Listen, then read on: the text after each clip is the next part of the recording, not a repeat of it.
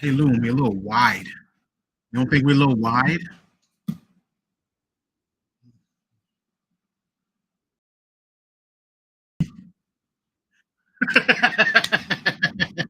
It's okay.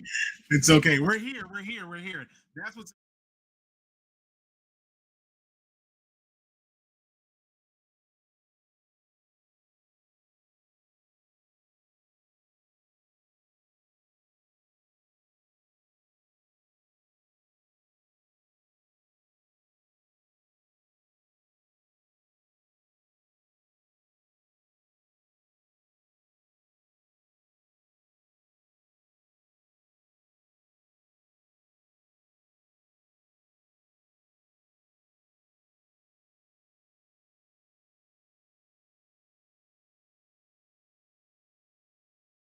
right, Mr. Time Travel.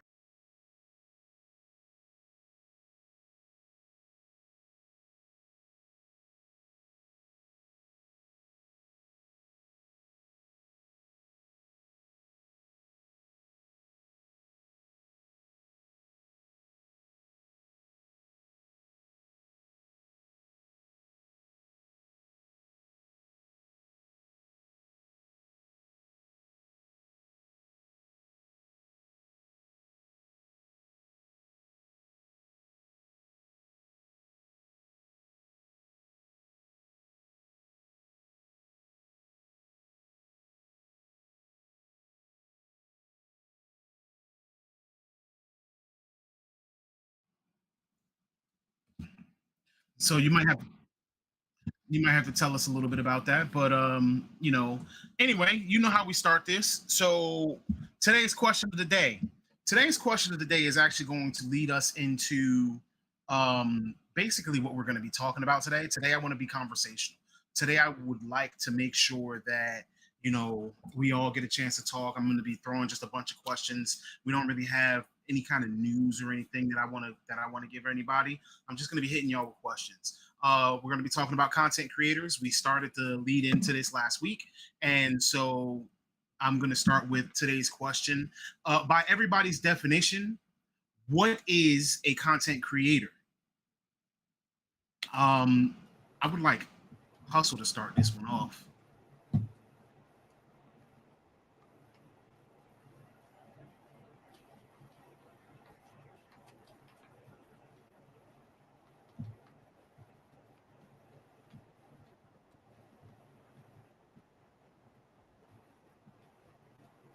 Okay.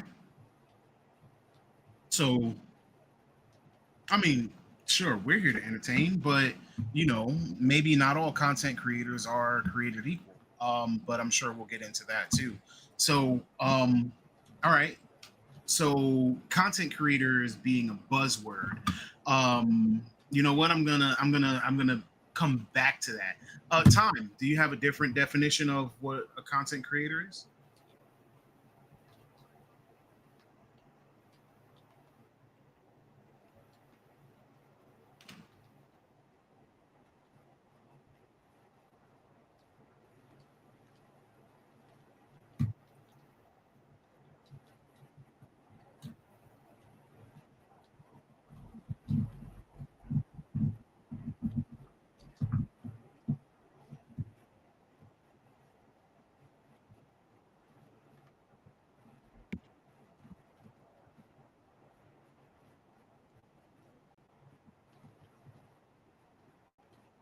I'm sorry. I'm sorry. I have to interrupt you for a moment. Loon, they said they can't hear anybody but me.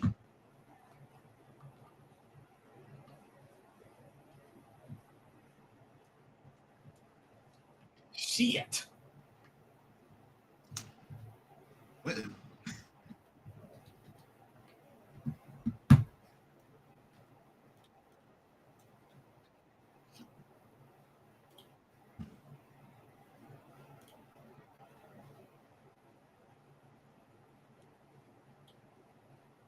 He said someone said something. Can you hear us yet? APOC, is that better? Can you hear everyone?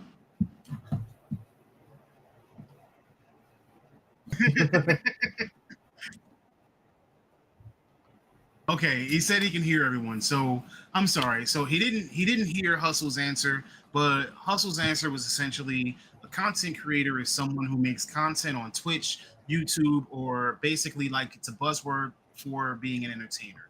And Time was actually giving us his exposition of what he thinks that a content creator is or what he defines as a content creator. So I'm sorry, Time, but I'm gonna have to ask you to elaborate once more.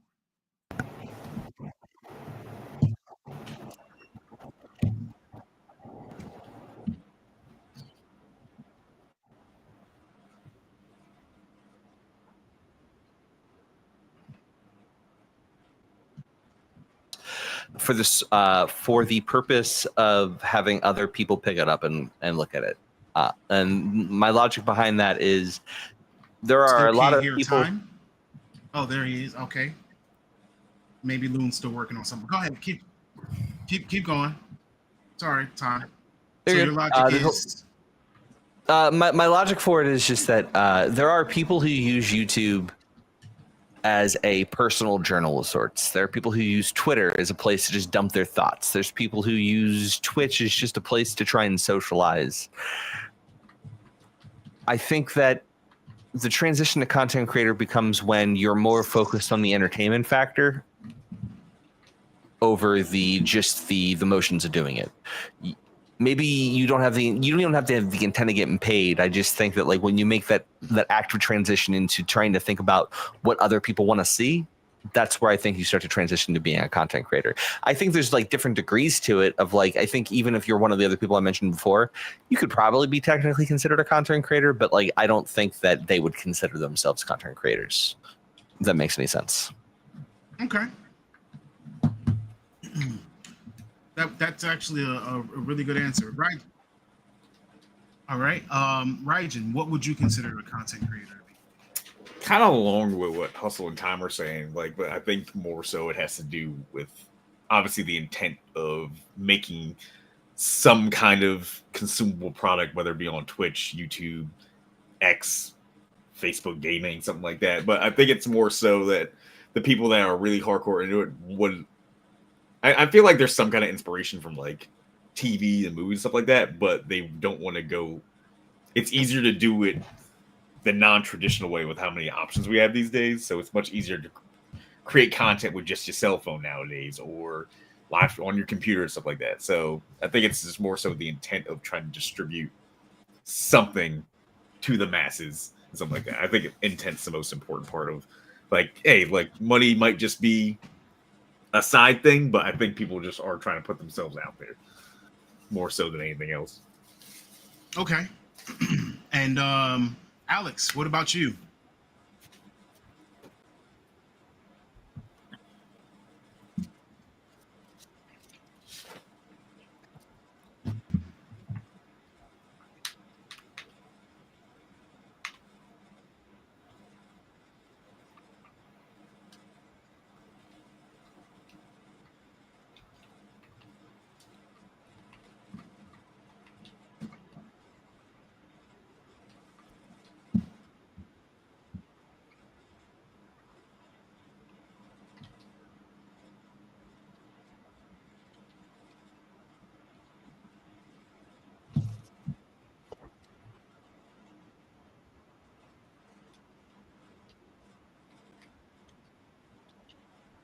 Okay, so it says that you're still silenced and not a word came through.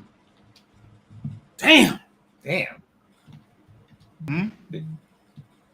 Yeah, I can hear all y'all fine on the video.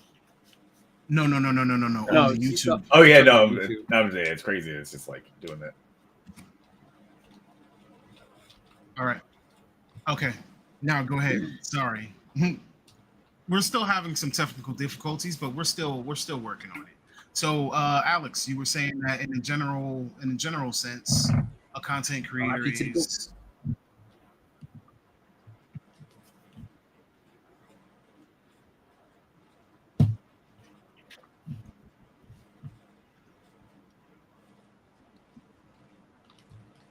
I still don't hear him.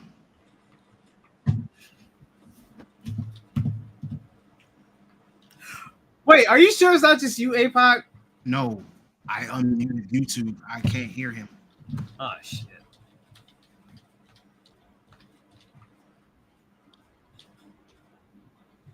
Yeah, I hear you, Brian.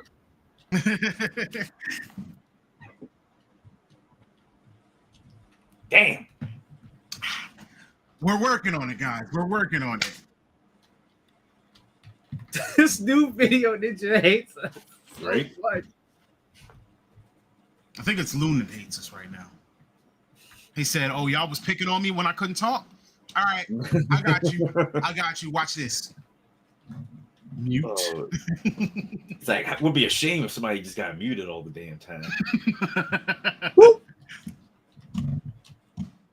I mean, I'm sorry. He's the one that don't need to be muted. Cause he ain't said not a damn thing. Oh wow, Loon is trolling today. Okay, I see you. So the chat is saying that you're trolling. That's Loon, not us. Look, if you ain't want to do We're that, not the ones picking on you. Look, if you ain't want to do the episode, all you have to do is say that. I know, right?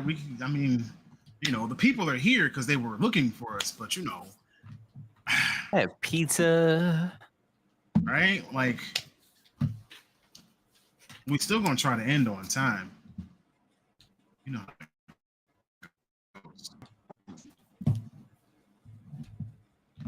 I mean, technically, I was the last person people heard from, so I would be ending on time. But boom. Alex, what you got?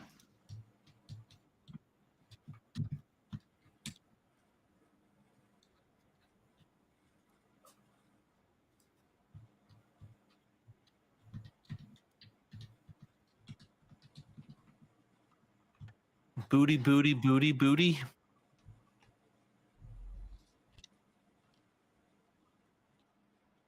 Yeah, his voice is still not coming through.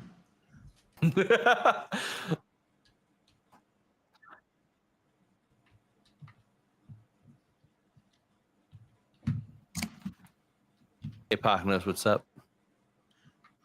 Apparently, we may lose it for a second because Loon is sounding like he's having a little bit of a rough connection, but we're gonna keep on powering through best we can.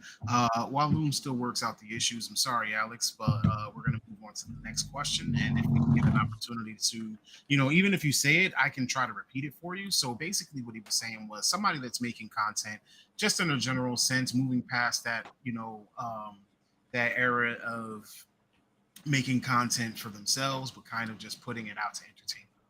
So just on a general sense, he's basically saying that a content creator is someone who's aiming to entertain others by putting out content and not getting paid for it through traditional means, such as being a movie star or a singer or actor or something of that sort. So essentially, you're pretty much making it up yourself and doing it that way.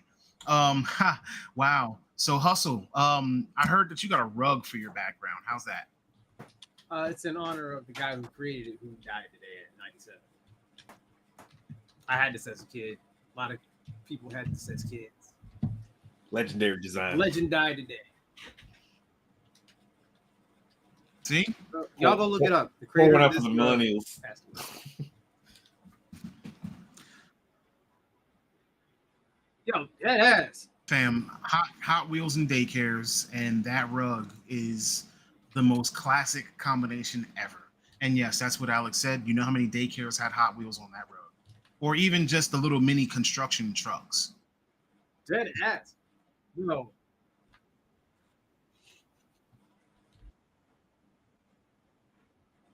Yo. So you want to know if trend followers are Hell still yeah. considered content creators? I mean, Everybody's saying yeah. following-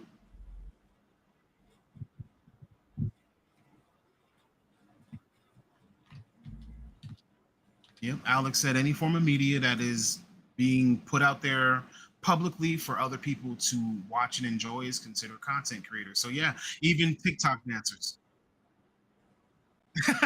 Yeah. He said God. you don't even have to Rage enjoy bait it. You can watch content it and is- hate it. It's still considered okay. Wow, that's The content's still going All right. out. Still Yeah. being consumed. Listen, I'm an aficionado of hate watching content. All right. all That's right. We like got Alex on 90 stream too, so I don't have to, You know, That's like 90% of my viewing day is like a hate watch. It's beautiful. I love it. you know what? I kind of want to ask what hate watching is, but I don't even want to know. So, That's Why weird. something you don't like? It's just you sit there and you find, and it's just like it could be like a politics content creator, right? And it's just like you might like some of the stuff they say, but disagree with like 75% of it. And then you watch them and you're like, okay, that's pretty good. That's pretty good. I'm pretty good. I'm feeling pretty good about it. And they start saying the dumbest shit, and you just start yelling at it. It's just like, and you can't stop yourself. It's just like, I am done. I'm not like unsubscribed, not watching it again. Recommended. What the fuck they say this time? Sorry for being the one today, but it's like, what did they say this time? That algorithm got you. You be like, man. I mean, Rinse, so wash, repeat. like that makes sense.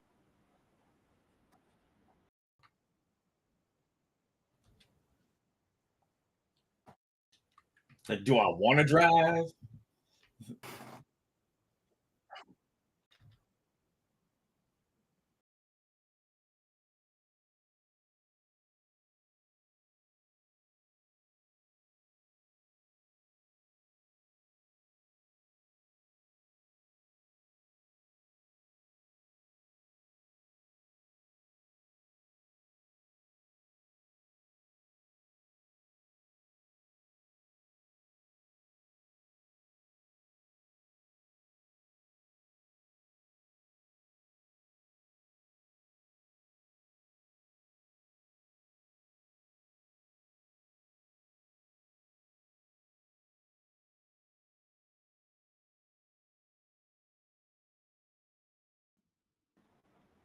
There's issue with games, but I don't agree with any of his conclusions in that, like, oh, DEI is the reason for this problem. DEI is the reason for this problem. And it's just like, I mean, or maybe it's just incompetent people. Bro, people swear up and down that is people swear up and down that is the cause of like Suicide Squad's downfall. I was like, no, it's because it's mid game that's filled with microtransactions and it's a fucking live service game. Amongst the sea. Whoa. We're not gonna fire the audio guy. All right, relax. Just calm down. Calm down, Jamal. Listen, if I'm back, then like, listen, we're not for anyone who can't hear tones. We're not firing the audio guy, but if you can hear me, then that's all that matters, right? Yeah, exactly. Like I said, amongst the sea of other live service games, that's why the game sucks. It's got nothing to do with Mrs. Freeze or some shit like that. I just make fun of Mrs. Freeze because the art's fucking ass. I mean, at the current state of the game, we can blame Mrs. Freeze.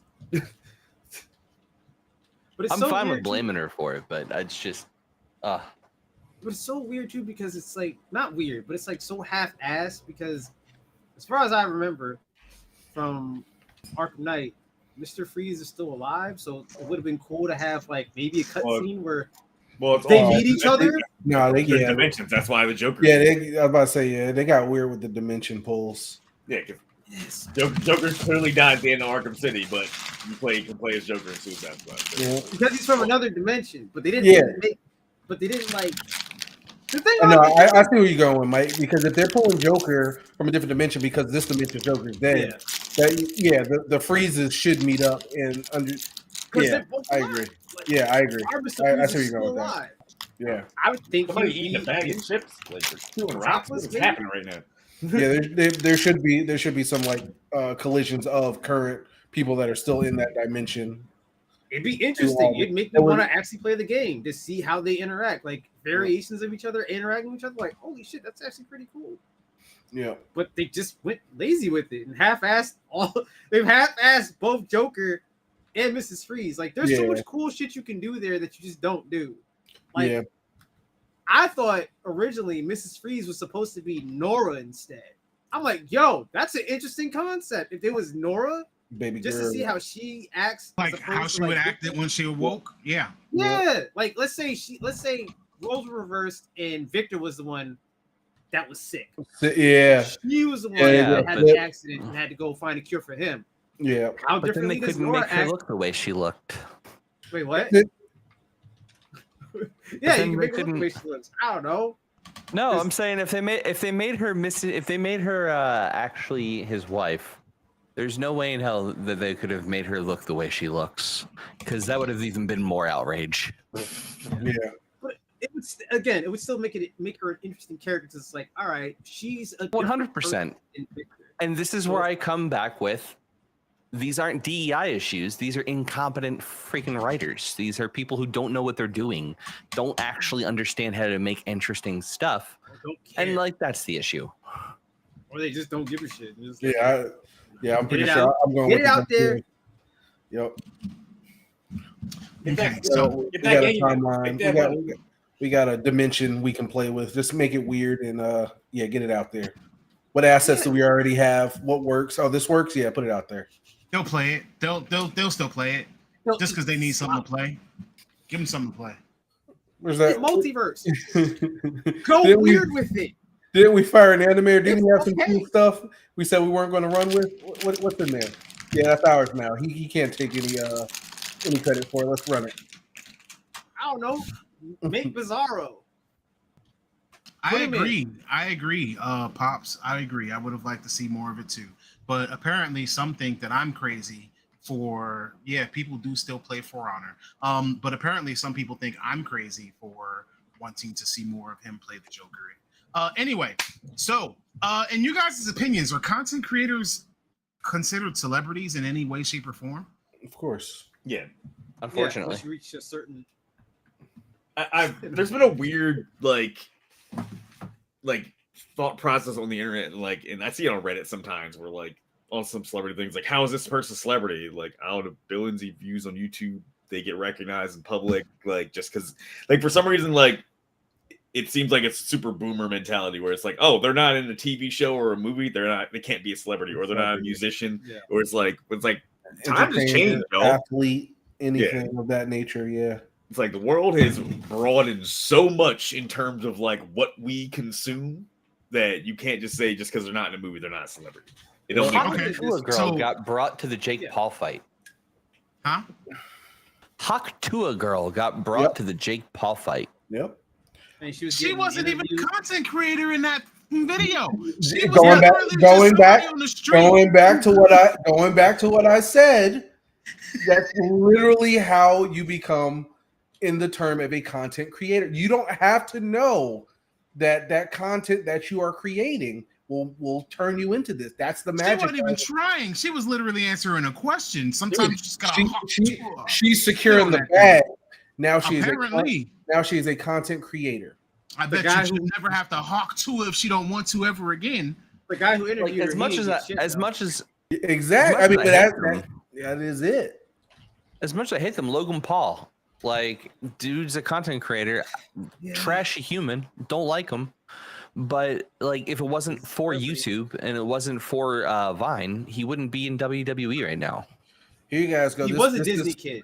Yeah, he was. He was a background. Okay, yeah. And what but did he do after Disney? Exactly. I was going to say he did. It was not a very profitable. And apparently, this Hawk Tua girl is getting her own podcast. Yep. Okay. Yeah. Okay. All right. Yeah. We also got to remember that new age of Disney kids in the early 2010s. It wasn't like it wasn't like the Mickey Mouse Club in the 90s, like when we were kids and whatnot. I mean, we also can't really talk about the Disney kids because Justin Timberlake, Britney Spears. Oh yeah, that OG Mickey Mouse. Mm-hmm. Even the Nickelodeon kids. What's her name? Ariana Grande. Ariana Grande. Like they're doing things. Keenan, Kel, Amanda Bynes. Wait, they were on Disney? I know they were on Nick. No, even the Nickelodeon kids. Okay. I kind of transitioned. So, like, because remember, the Nickelodeon kids and the Disney kids were kind of competing back in the past. That is true. So it was like, if you hit one of those platforms before the whole controversy behind all of the Nick kids and, all of the predatory stuff going on there. Like they were literally competing side by side. So like, and they usually do you a record deal too. Typically, on top of that. Yeah. Typically, they definitely had a formula. Exactly, and it worked. It worked for a very long time. Like now, all of those Disney kids and Nickelodeon kids are in their 30s almost, if not already. Except for the Paul brothers, who are just being them. Anyway, so where do you draw the line of level of notoriety required for somebody to be famous, like or to be a celebrity? Like Kai Cenat obviously shut down part of New York with a giveaway for PlayStation 5s, and there were not riots, but there was a big crowd. If you see somebody like Jake Paul, Logan Paul, you instantly recognize them. When they go out places, you see them. Now Kai and Amped Crew. He's associating with like Kevin Hart. Moist Critical, for example, is another person who is now starting to do more YouTube shows and things of that nature. So got esports teams and everything like that. Right. Yeah. Getting in the trading card games, esports. Like Moist Critical is actually moving into a whole different area of content creation, separate from what he started at. So like, where's that line in the sand? Like, what separates a Pokimane from a Hustle Simmons? Besides boobs. Yeah. I was about to say, besides titties. No, but no. Right? Yeah. I definitely think Well, it's one- that. Oh, go ahead. I'm sorry, Mike. I was like, well, one, since this is about me, I am not spoken on any major platforms. I'm not in the news. I'm not trending on Twitter. Like people who aren't within the Twitch. Oh God, they're probably listening right now. So apparently the difference I between hope you don't think I'm cute. The fuck? I'm about to say apparently the difference between you and Pokimane is a cute face. I hope you don't think I'm cute. The fuck? Don't worry, Like, Hustle, you're cute to me. Keep going. Thank you. But yeah, like when people who aren't within that audience start talking about you and know about you, I think that's like you're a celebrity then. You know what I mean? Like I would say probably, well, not our parents. I think our parents are older. But like, let's say, I don't know, someone in the 40s range knows Pokimane. 40s to maybe 50s range knows probably who Pokimane is. Maybe. Really? Maybe because they heard their kid. I see the face. I see the face. Stop it. Stop it. I see the face time. I see it. I see it. I'm gonna actually debate you on that one because if I wanted to right now, I could have a blue check next to my name on every platform. That's $8. Yeah, you can buy that shit. Yeah, you can literally pay for a blue check. You don't But earn no, that. I get what V's saying. Before the Elon days, the blue check mark was unless you were like a news organization or something like that. Yeah, but now Meta gives you a blue check if you pay for it. Twitter. Oh yeah, no. That's where Twitter got the blue check, pay for the blue check from. Oh yeah, no. But the OG blue check mark, that was, or even if you had, if you had the gold one, yeah, like that was actually a stamp. Like, okay, this person's somebody in whatever they're talking about. I'm friends with a Some few degree, blue check I people. would I agree never with got that. approved. I wasn't important. I saw some pretty fraudy blue checks towards the tail end before Elon took over because the program, like, it got a little easier to game. Yep. Yeah, Mhm. you could manipulate it. Yeah. That's what I was going to say. I think.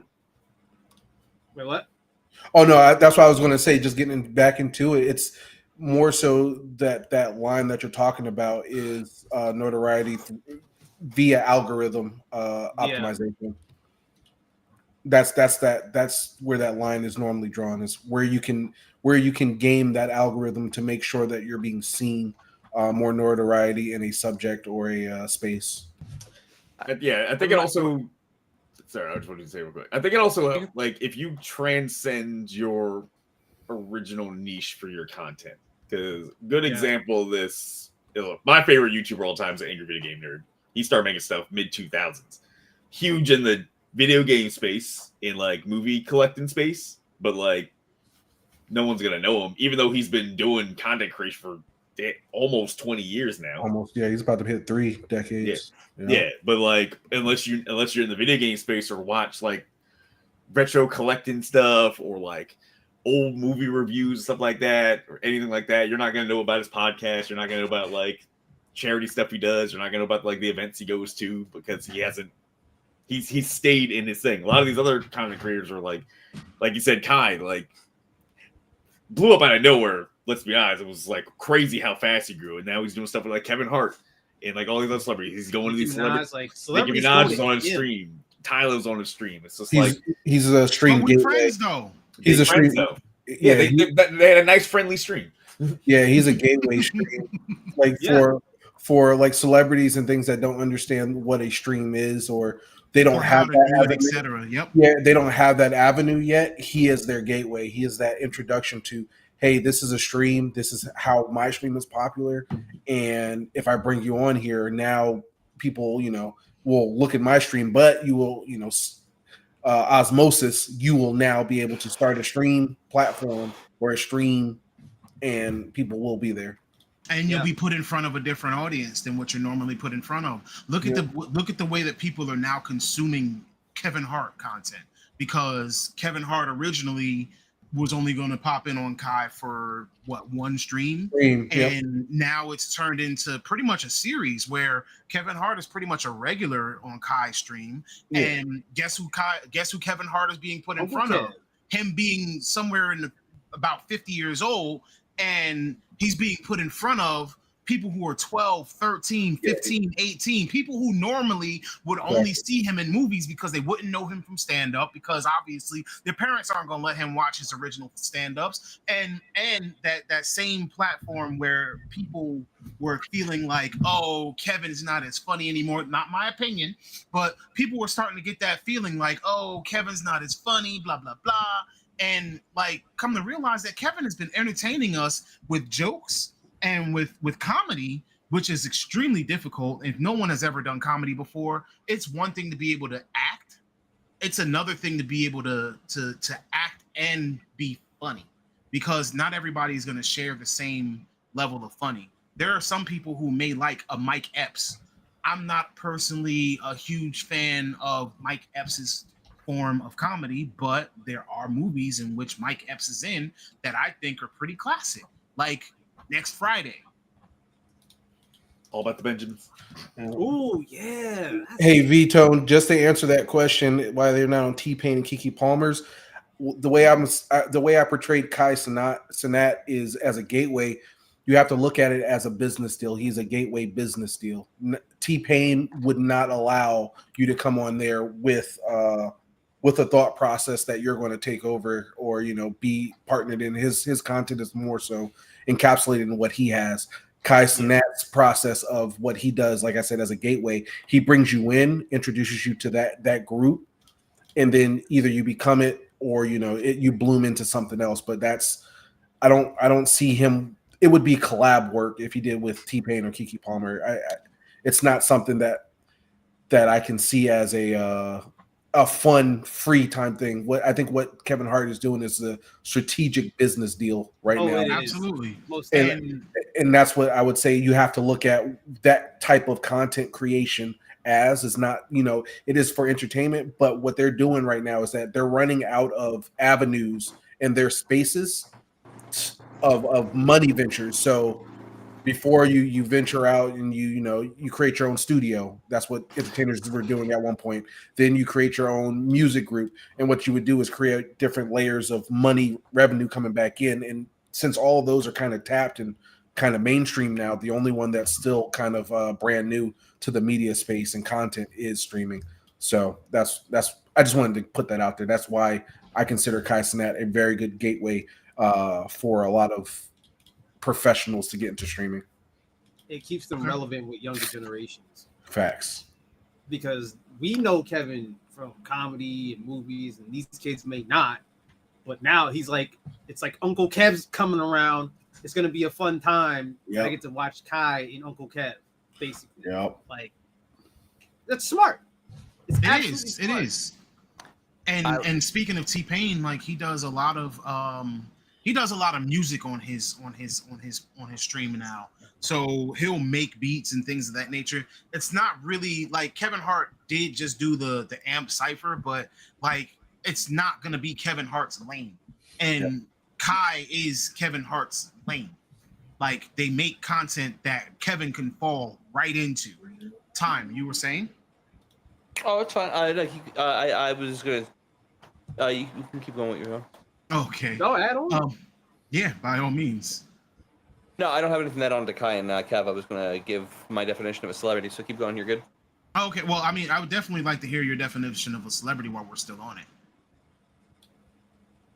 Are you sure? I Yes. didn't want to interrupt the Kai talk. No, go ahead. Yeah, I was just gonna say that for me, I think there's levels to it. I think there's degrees. I think that because like an example would be like there are people that like Eric had mentioned that like we've been watching that like most people outside of the internet might not know them, but like if they go to the right convention, they're going to be swamped, right? Like Angry Video Game Nerd, Game Chasers, Like Robert Downey Jr. That's a little different there. I would say Kai's closer to RDJ than he is Game Chasers. Okay. I think like there's just different levels of celebrity in this little social media space. I mean, there's different levels of celebrities even in like, you know, proper entertainment, right? Like there are people who probably might not recognize I don't know, like Asmongold.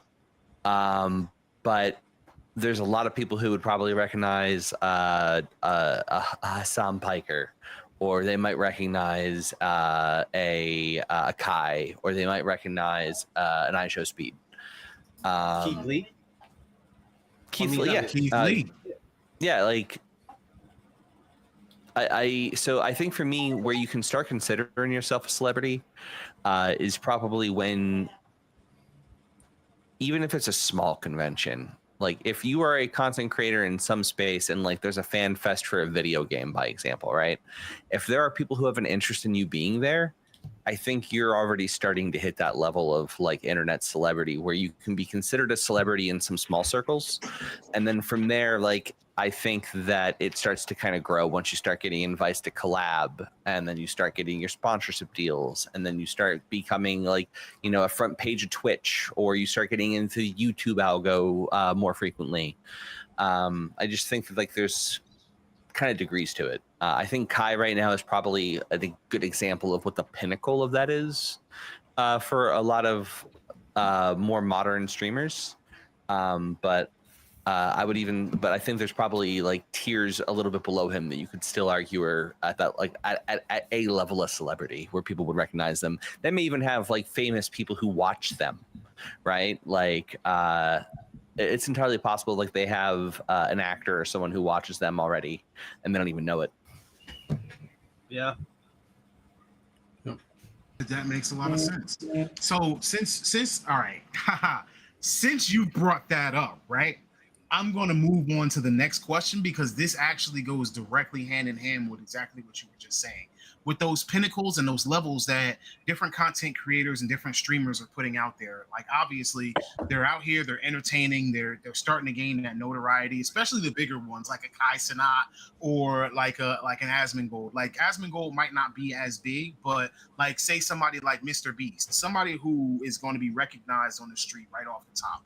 So what expectations do you think that viewers have for content creators and streamers and people within that avenue? And when I say expectations, like you expect for a celebrity to go out and be a certain way, like everybody's going to crowd around them. So you expect them to be quote unquote cool. They have to present a certain image. Half of it is because they are either signed under some kind of a label or they have some kind of a management company that's requiring them to maintain a certain image. But with content creators, they don't necessarily have those same restrictions. So what do you think we as viewers and fans and consumers expect from content creators? I'll start it up. Yeah, you can start it up. I believe viewers don't know what to expect. Okay, I could see that. So, like, if you met Kai in person and it wasn't like outside in the street where everybody's like, "Oh my God, it's Kai," you know what I'm saying? But like, if it was just you and Kai one-on-one, you were somewhere, he showed up, you wouldn't have any kind of expectation. Like, would you expect him to be how he is exactly on the stream, or would you like? And what if he like sat and nerded out with you? Like, would you be taken by surprise? Like, I think that's what I'm saying. Is that there's so many thought processes that probably go through your head as a viewer, you don't really know what to expect. You have an idea because of what you've seen, but you don't know that person. I think that's probably one of the best things about the internet. What you see is not always what you get. So you never, for me, I guess I'll say that for me, I don't know what I would expect if I met a person I watched on stream for, thousands of hours on their channel, especially in public. Most of the time I would assume that they don't even want to be around the public. True. So, all right, for example, then, like if we have, somebody who started to get, let's say maybe even a minor recognition is, and somebody who would, if you were outside and you saw them, you'd be like, oh snap, I watched his stream, right? Like once you start getting that notoriety and that recognition, does that actually make it so that you need to set an example for others within that space? Like, for example, like, no, I mean, nobody ever really has any obligation, but yet when a celebrity does something, we are instantly scrutinizing them. They don't have any obligation to be a model role citizen for a role model citizen for the community or anything like that. But, like, because those streamers like are being put out there the same way, should they be the same type of put under the same limelight or the same type of scrutiny as a celebrity? Like if we all got big and then we came in here saying something crazy like, F Democrats, you know what I'm saying? Like now we're sharing that kind of, and somebody was like, oh nah, y'all can't say that. Like y'all should know better. Like that's literally putting that same kind of expectation on us, isn't it? No, I think that's a weird social construct. Yeah. Like that's a thought process like that doesn't mean anything unless you put somebody on a pedestal. I think as humans, go ahead. I was gonna say real quick. I think that joke dives into weird, like the weird thing about content creators and influencers in general is like people develop these weird parasocial like relationships with them and expectations where they have this expectation that a person is, and like it's like a 50-50 because like if someone streamed themselves thousands of hours like a year, you have this some kind of expectation what they are, and then like you see them like he brought up Kai as an example. Kai's obviously always boisterous, going crazy, going ham on every stream, and then if you met him in person, if he was like, oh yeah, what's up, Kai, how you doing? And then it's like just the most soft-spoken person in the world, I think most people will be taken back like that. But it seems like he's pretty like, it seems like Kai on stream and Kai in real life are pretty close, even from like little fan interaction videos I've seen on like TikTok or like Instagram or stuff like that. But like it seems like he's out there. But I don't know, people have these weird expectations for celebrities, and I don't understand.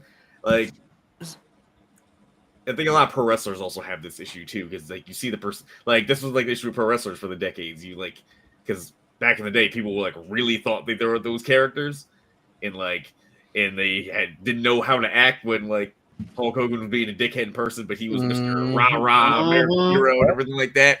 And then other characters like Kevin Nash was like always a heel no matter what his whole career is being a person. He's like, oh hey, what's up? How you doing? And they're like, he's like one of the nicer people you can meet if you're not hounding them. So yeah, Scott Steiner's actually a really nice guy. In person. It's like people like not Rick. Yeah, not Rick. Yeah, fuck Rick. I think the problem is like I feel parasocial shit. People don't know how to curb their expectations, and they have this image of what this person is based on what they watch. Even though so basically their persona is who they're supposed to be all the time. Yeah, it's like you can't shut that down at all. You got to be that all the time. So if our crowd met me outside of the show, they would expect me to be a talkative troll. I don't think they should have. That's why that's more so what I'm saying. That you shouldn't.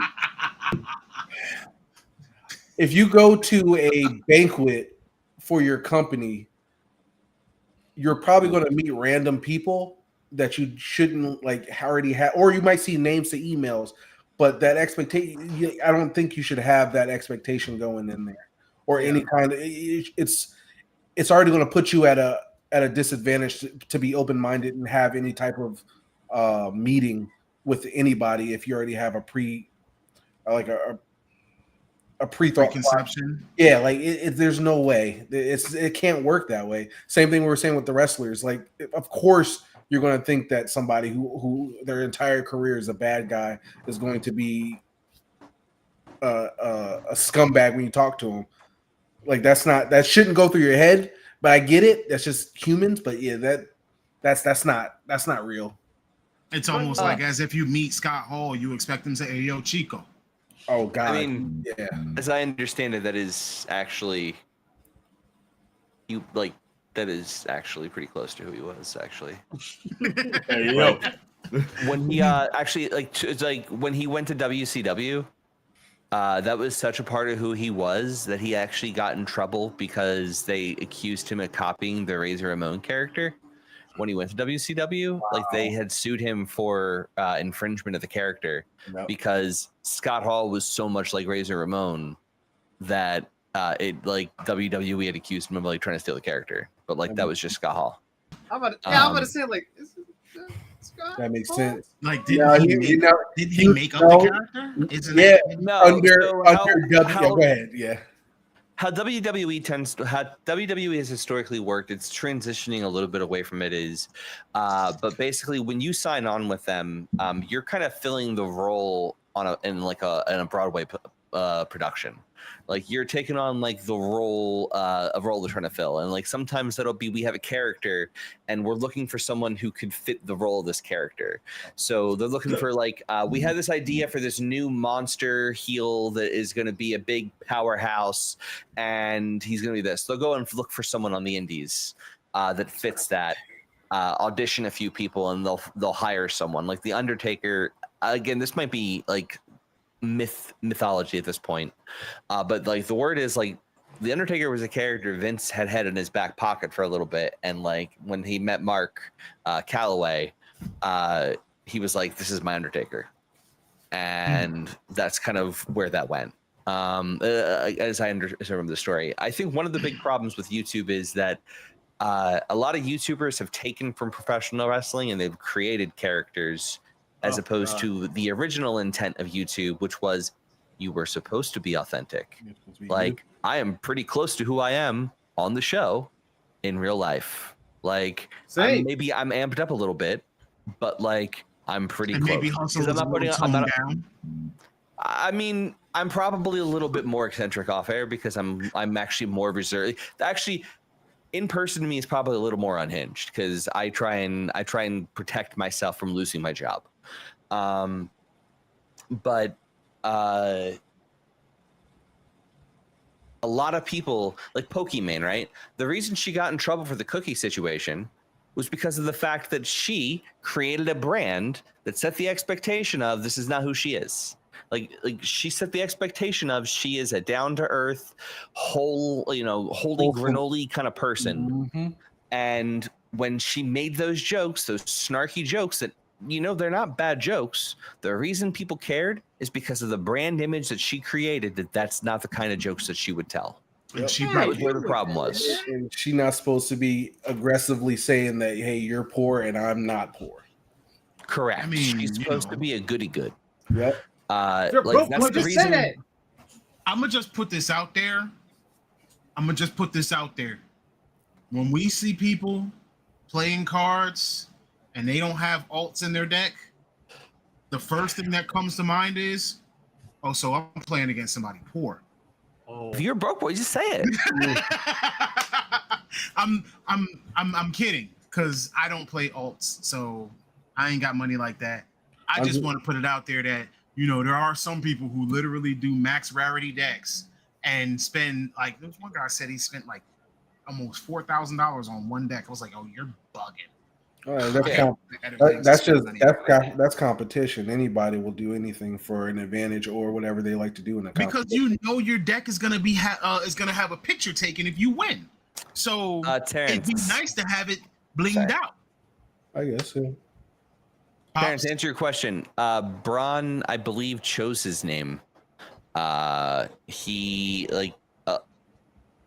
There's a combination of two things that happen. When people choose, sometimes people will want to have their own name because they want to make their own name in the business. They don't want to follow in their family's footsteps, even if they acknowledge it.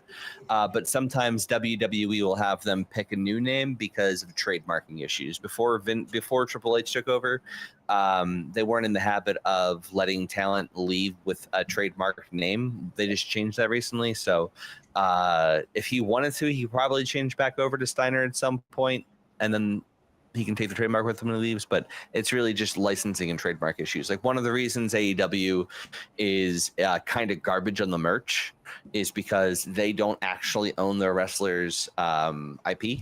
They don't own like any of the trademarks or anything, so that the wrestlers can go and sell their own merch and make their own money. You know, V-Tone, that is a really, really, really interesting, statement that you made there. People spend their money towards things that they love. But I was told that you didn't really have a good PC, so you might have to. Yeah, are you attacking your viewers?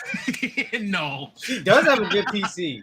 No, when I was like, hey, yo, when is she going to come play with us? You like, she don't got a good PC. Like, it don't work the same way like how it used to. And we'd be like, bro, we need her now. That was like 2 years ago. He never forgot. He never even gave us a timeline. He just said, you said, that's messed up. Oh, see, she said everybody knew I had a potato.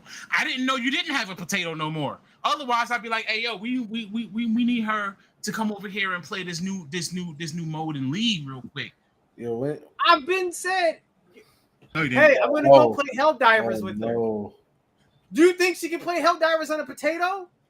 No, but I would also imagine that she has a PlayStation 5, considering she just said consoles.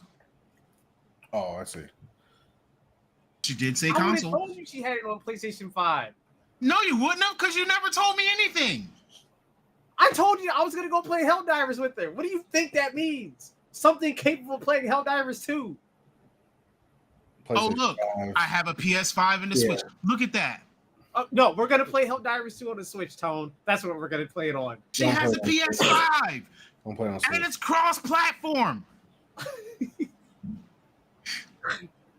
Mommy, Daddy, stop fighting. So anyway, my business. This is actually a really good conversation. And so what I want to move into the next question. So and we did talk about putting people on pedestals or whatever. But now Please don't do that.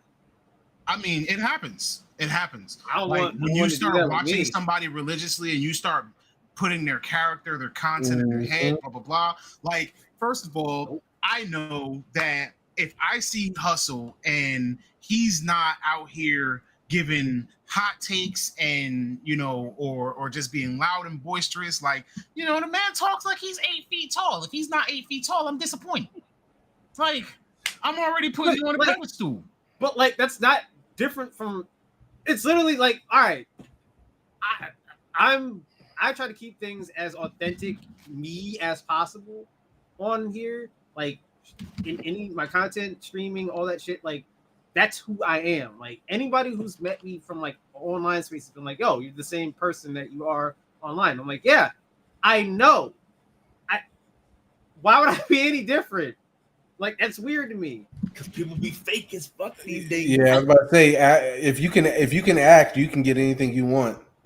I can't see I feel like if you're making content and it's art, because it is in your way your own art, right? It has to be you. Like, you have to put yourself into that. And I don't want to put something that's not me into something that I make. It just feels fraudulent to me at that point. Yep. Okay. So now that brings me to another question. Oh, I don't like that. You're doing the Birdman. Watch out. All right. I'm skipping around now. So does it require skill or talent to be a content creator? Or would you say it's something that anybody could do? Obviously, it's not something anyone can do. It's not something anyone can do successfully. I agree. Anybody can be a content creator. If we dissect into it, yeah, we can talk about different lanes and different skill sets. But no, I think anybody can be a content Anybody creator. can, Now Really we're talking Anyone. yeah, we're talking about like people that we're putting on pedestals. Yeah, they have to have a skill set, and yeah, they there has to be some type of personality dissociation for them, for those that aren't authentic, because we'll always find that some parts of whatever we're watching is not as authentic as we think or thought it was. But I do think that for the most part, those that can stay true to themselves shine a little bit brighter than I'm they about shine to a say, little bit longer. They shine a little bit longer than Yeah. those who have to act and portray Yeah. a situation. The only reason I say not everyone can is because if you watch a lot of these people, a lot of it is luck, and there ain't enough probability for everyone to get lucky to become a content creator. That is like, right, but no, I'm not disagreeing. Like the inherent basis, yes, everyone can, but not everyone will. it's Like you can go out and record videos, but only one in so many people is gonna have it go anywhere. the question is, are you talking about when you say can anyone be a content creator? Are you talking about can anyone go and make a living off content creation? Are we talking about anyone can just generate content? Are we talking about some extra cash in your pocket? Give us That's what I'm saying. Anyone can go out, pick up your cell phone, record a video, upload it, and have 1 or 2 viewers. Like anyone can do that right now. Does it require skill? It does No not require talent. skill. No. Because technically speaking, all content creation is like we've talked about this earlier with TikTok videos, right? A content creator could technically be someone who just goes out to Walmart and looks for the craziest shit that happens at Walmart, pulls their phone out, and records the grainiest, shittiest video that's going to go on viral on TikTok because it's just it's a day at Walmart going nuts. If you want to get technical about a skill, they have a knack for knowing what's going to be a crazy thing that'll be viral. But again, if these people are just going and recording 15, 20 interactions in a day and they're uploading all of them, 1 or 2 of them are probably going to catch on, right? It's not they have any skill, they have patience, they have time. I think more than anything, content creation requires, if we're going to say it requires a skill of any kind, I would say it requires patience. I thought you were going to say I would say that's the most important skill is patience. Yeah, true. And segueing off of what Tom was saying, I mean, or a lot of popular content that circulates for, I guess, as long as the internet, any woman that can turn sideways and get a really good pose on a video platform, I mean, the algorithm picks that up real quick. You've seen the Twitch meta. Oh yeah. That exists for a reason, buddy. Bro. So then we're going back to the is that a skill? No. Is that a talent?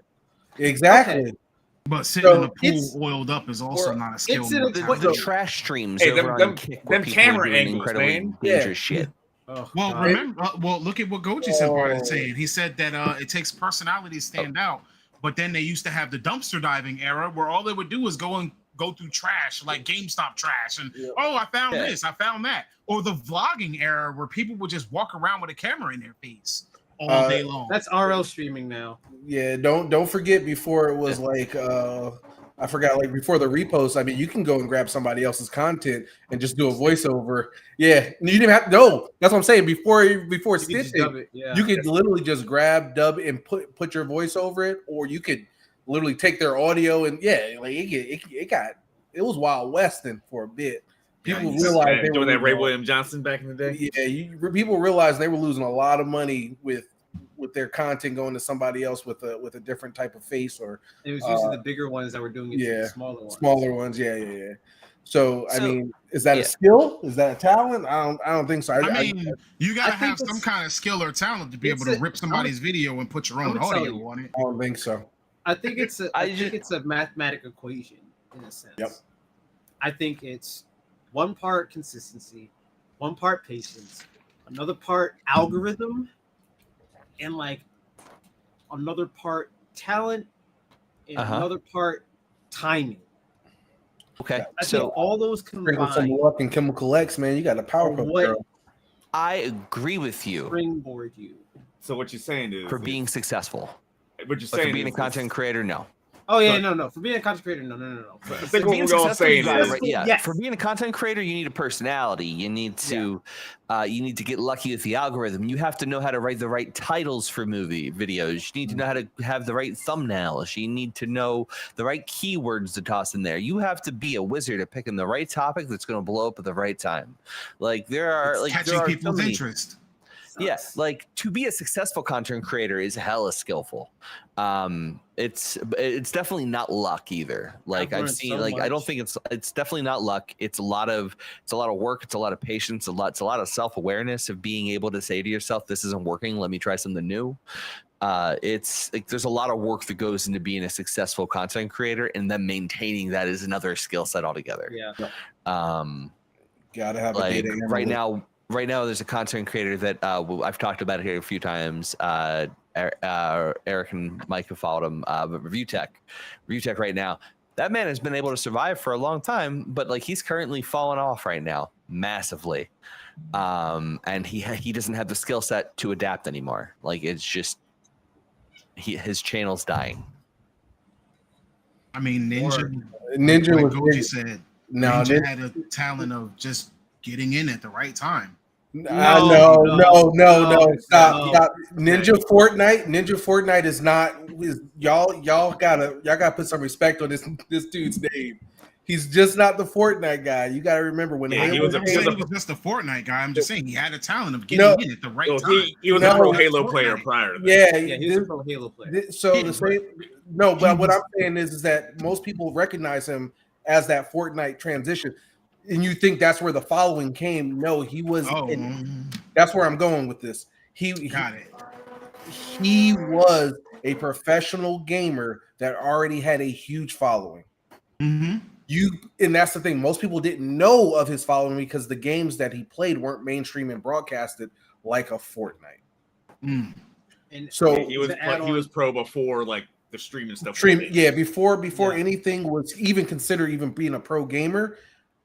You would have to go to like Battlegrounds and watch his latest clips of the game battles tournament they had the week prior to see the strats. Like I mean I was into that scene at one point, but that was Ninja prior to that Fortnite boom. I think Fortnite being mainstream, being so mainstream and acceptable to a mass, and then you have somebody who plays at a high level who's also kind of quirky, because Ninja in person is not the same Ninja you're going to see on the screen. Not even close to the same person you're going to see in public. But to add on to what Alex was saying too, another big thing, the thing that I think stood out the most with Ninja is at the timing, no one else was putting up as many kills as he was in the game, in Fortnite. No one else was. He was the only one who was going 30-1, like 30 shots in a whole game. No one was dropping that before. Most people, if they got their victory royale, they maybe got like 5 kills, 4 kills, something like that. Ninja was the only one who was getting victory royales while also having like 30 heads, 40 heads. Like he played at a level that almost no one could catch up to. That's what really stood out with Ninja, because everybody's just like, "Yo, did you see that guy that he got like 20 kills that one game in one Fortnite?" And then they told their friends, and all the kids that were playing Fortnite went directly to Ninja because he was that guy who you knew was going to get crazy stats playing Fortnite. Yep. That no one else was having. I mean, now it's evened out, and you see that sort of stuff all the time. It's a mainstream, that's a norm. Like Cypher PK, who's still playing Fortnite, he puts up the same amount of numbers now as Ninja. Okay. But for that time, Ninja was like the only one. That brings me to my next question, actually. If a content creator makes content that's useful, entertaining, educational, anything that's like of value, right? Like, for instance, watching Ninja play, learning how Ninja plays if it's a game that you're trying to compete in, and like watching his level of talent, and then he does something controversial, like dropping an M-bomb or something, do you PewDiePie? Huh? I said PewDiePie? I'm just saying, like, if he does something like that, do you keep watching it because he has content that has merit to it, or do you like completely stop watching this content creator? Me, hell no. Nah. Once you do that, when you do that specific thing, I'm out. Yeah, that's an what if it's individual. not even like dropping an M-bomb, but like again, I talked about the one content creator and making comments about the trans community, or Pokimane with what she said and how people found it, or even if Kai decided that he was going to keep his cameraman. It depends on. Yeah, I agree. It would become that's a personal moral threshold that you have. A personal moral thing. I have my hard limits to what someone can do. I can forgive for certain things, but there's certain things I'm just like, yeah, I'm done. I'm out. Nope, can't support it. So can you not consume the content, especially if they're one of the only people in that lane that does that? I can, but that's like if you were using it to get better, or say you were using it to study. They did this. Now they're one of the only people in the lane. There's no other way for you to get this information. You continue watching it, even though you fully don't support what they say. And this goes against my morals. I mean, that's anything in life. That's literally anything in life. Yeah, people do it day to day. I don't listen to R. Kelly after all that. Like, I haven't listened to that man in like 20 years. That's not the same.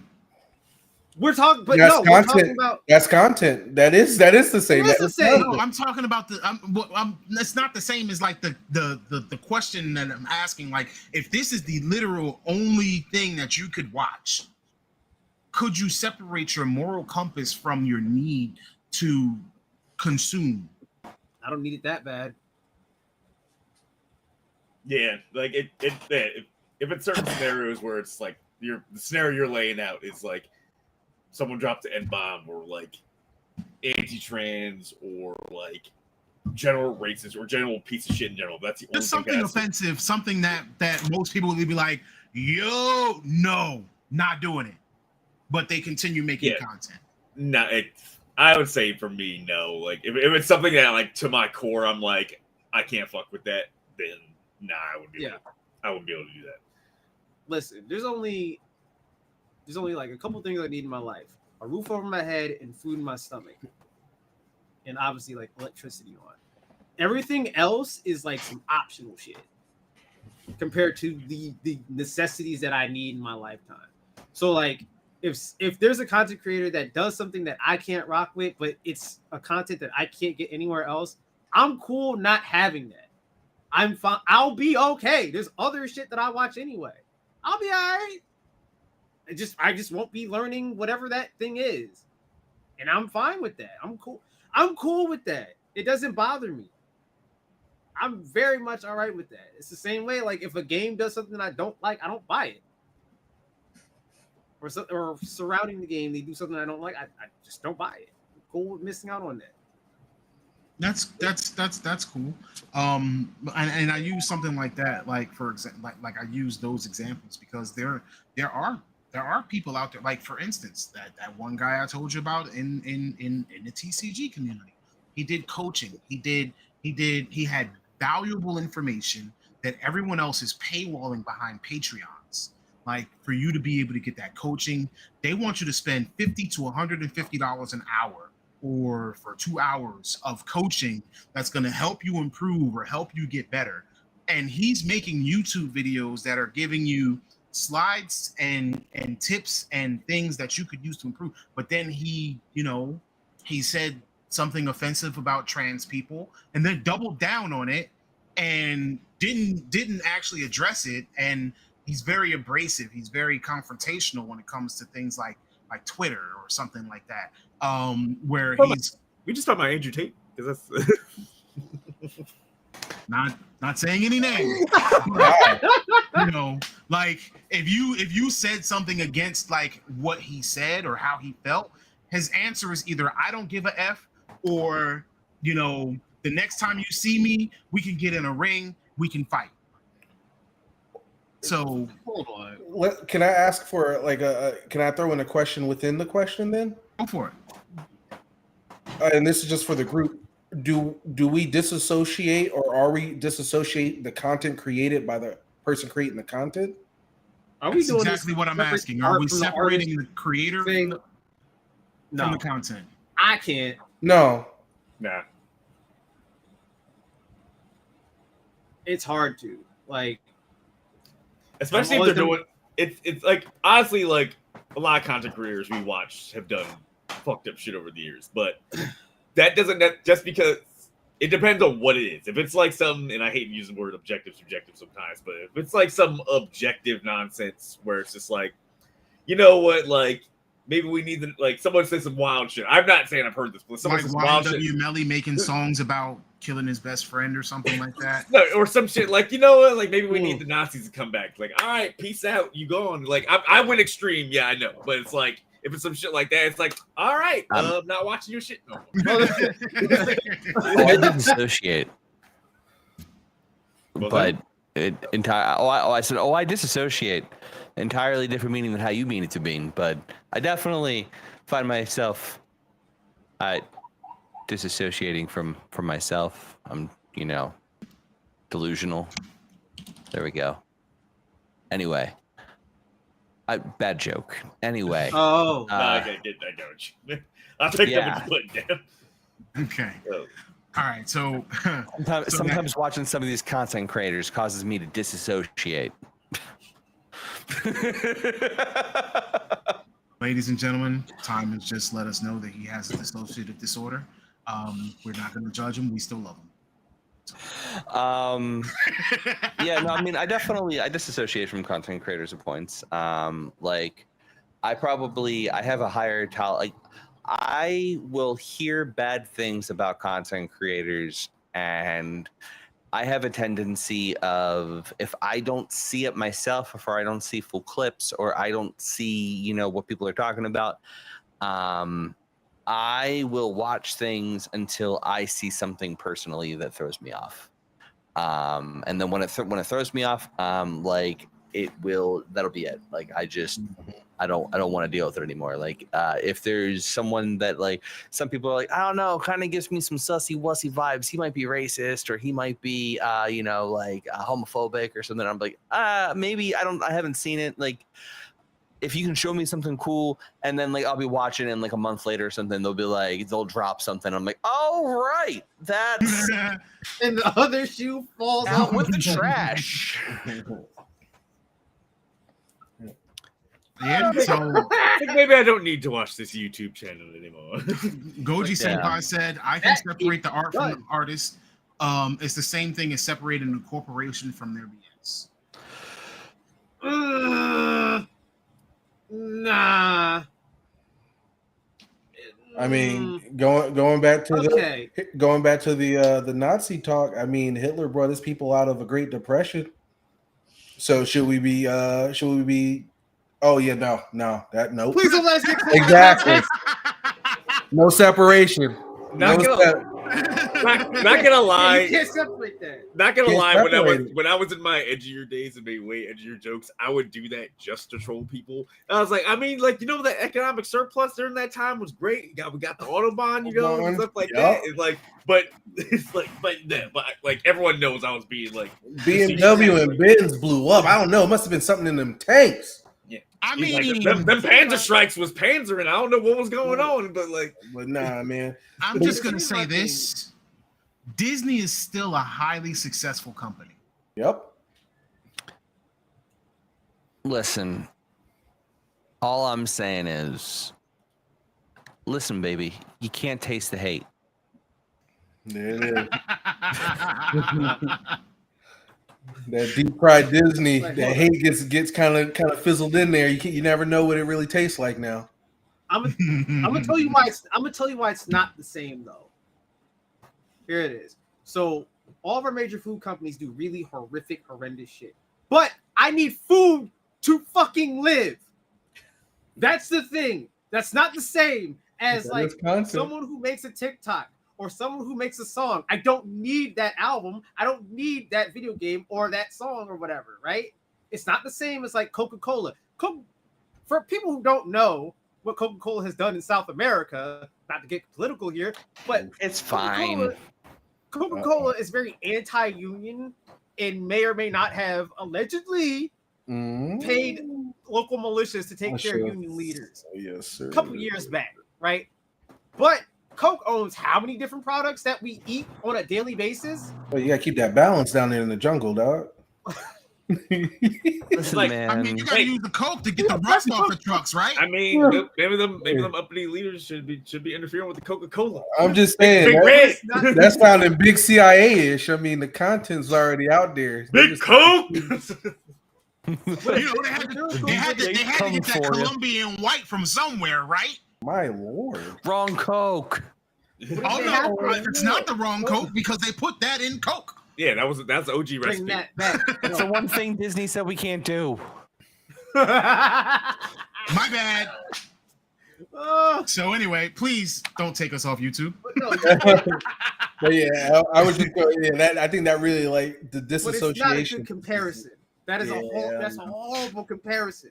I have no choice over the fact that like Purdue treats their chickens like shit, and I They're have to dying eat anyway. chickens live. I mean, Like,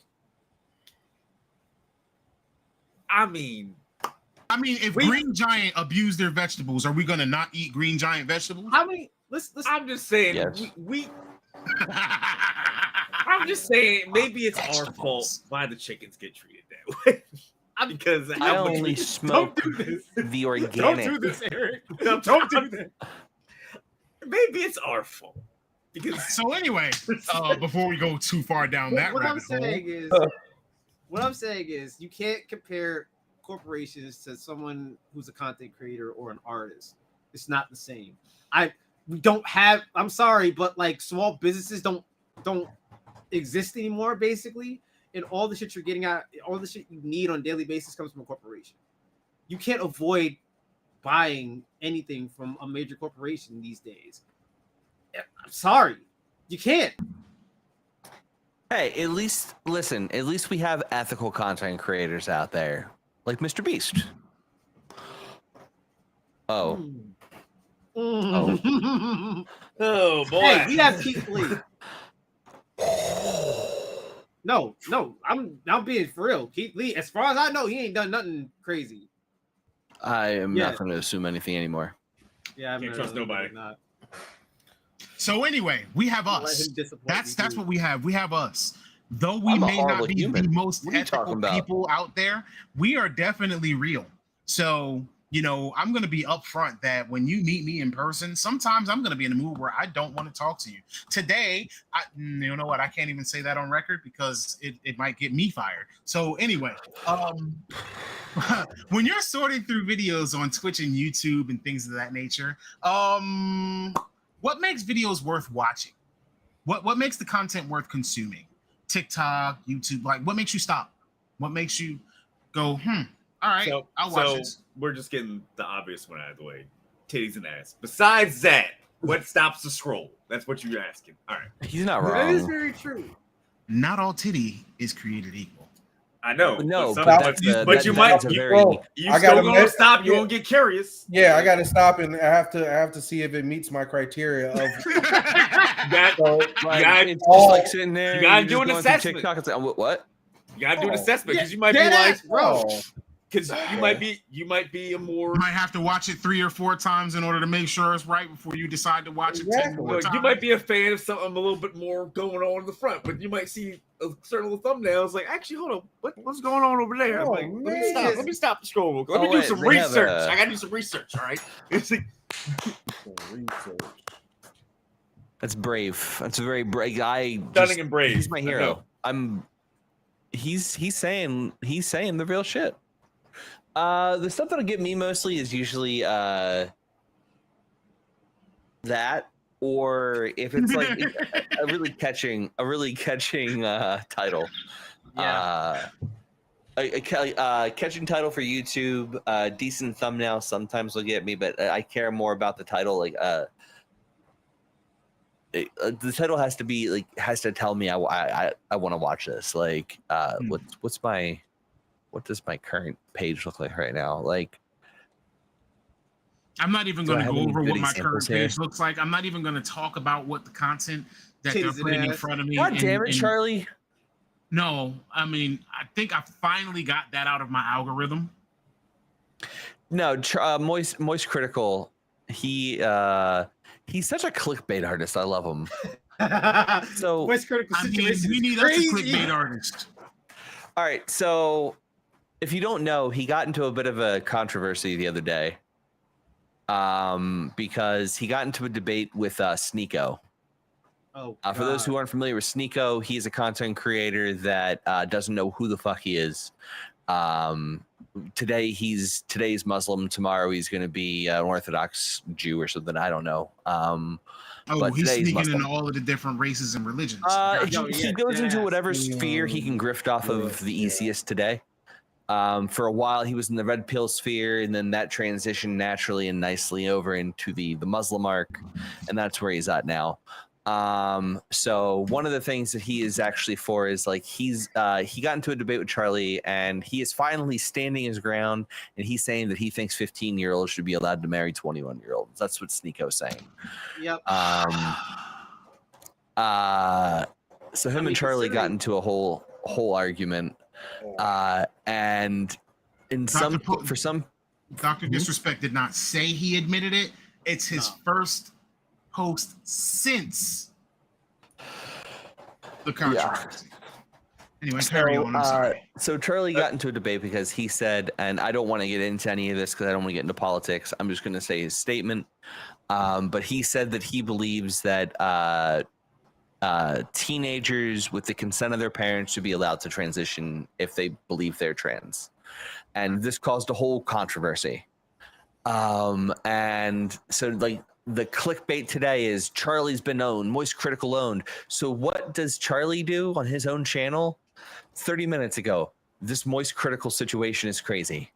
That's the title.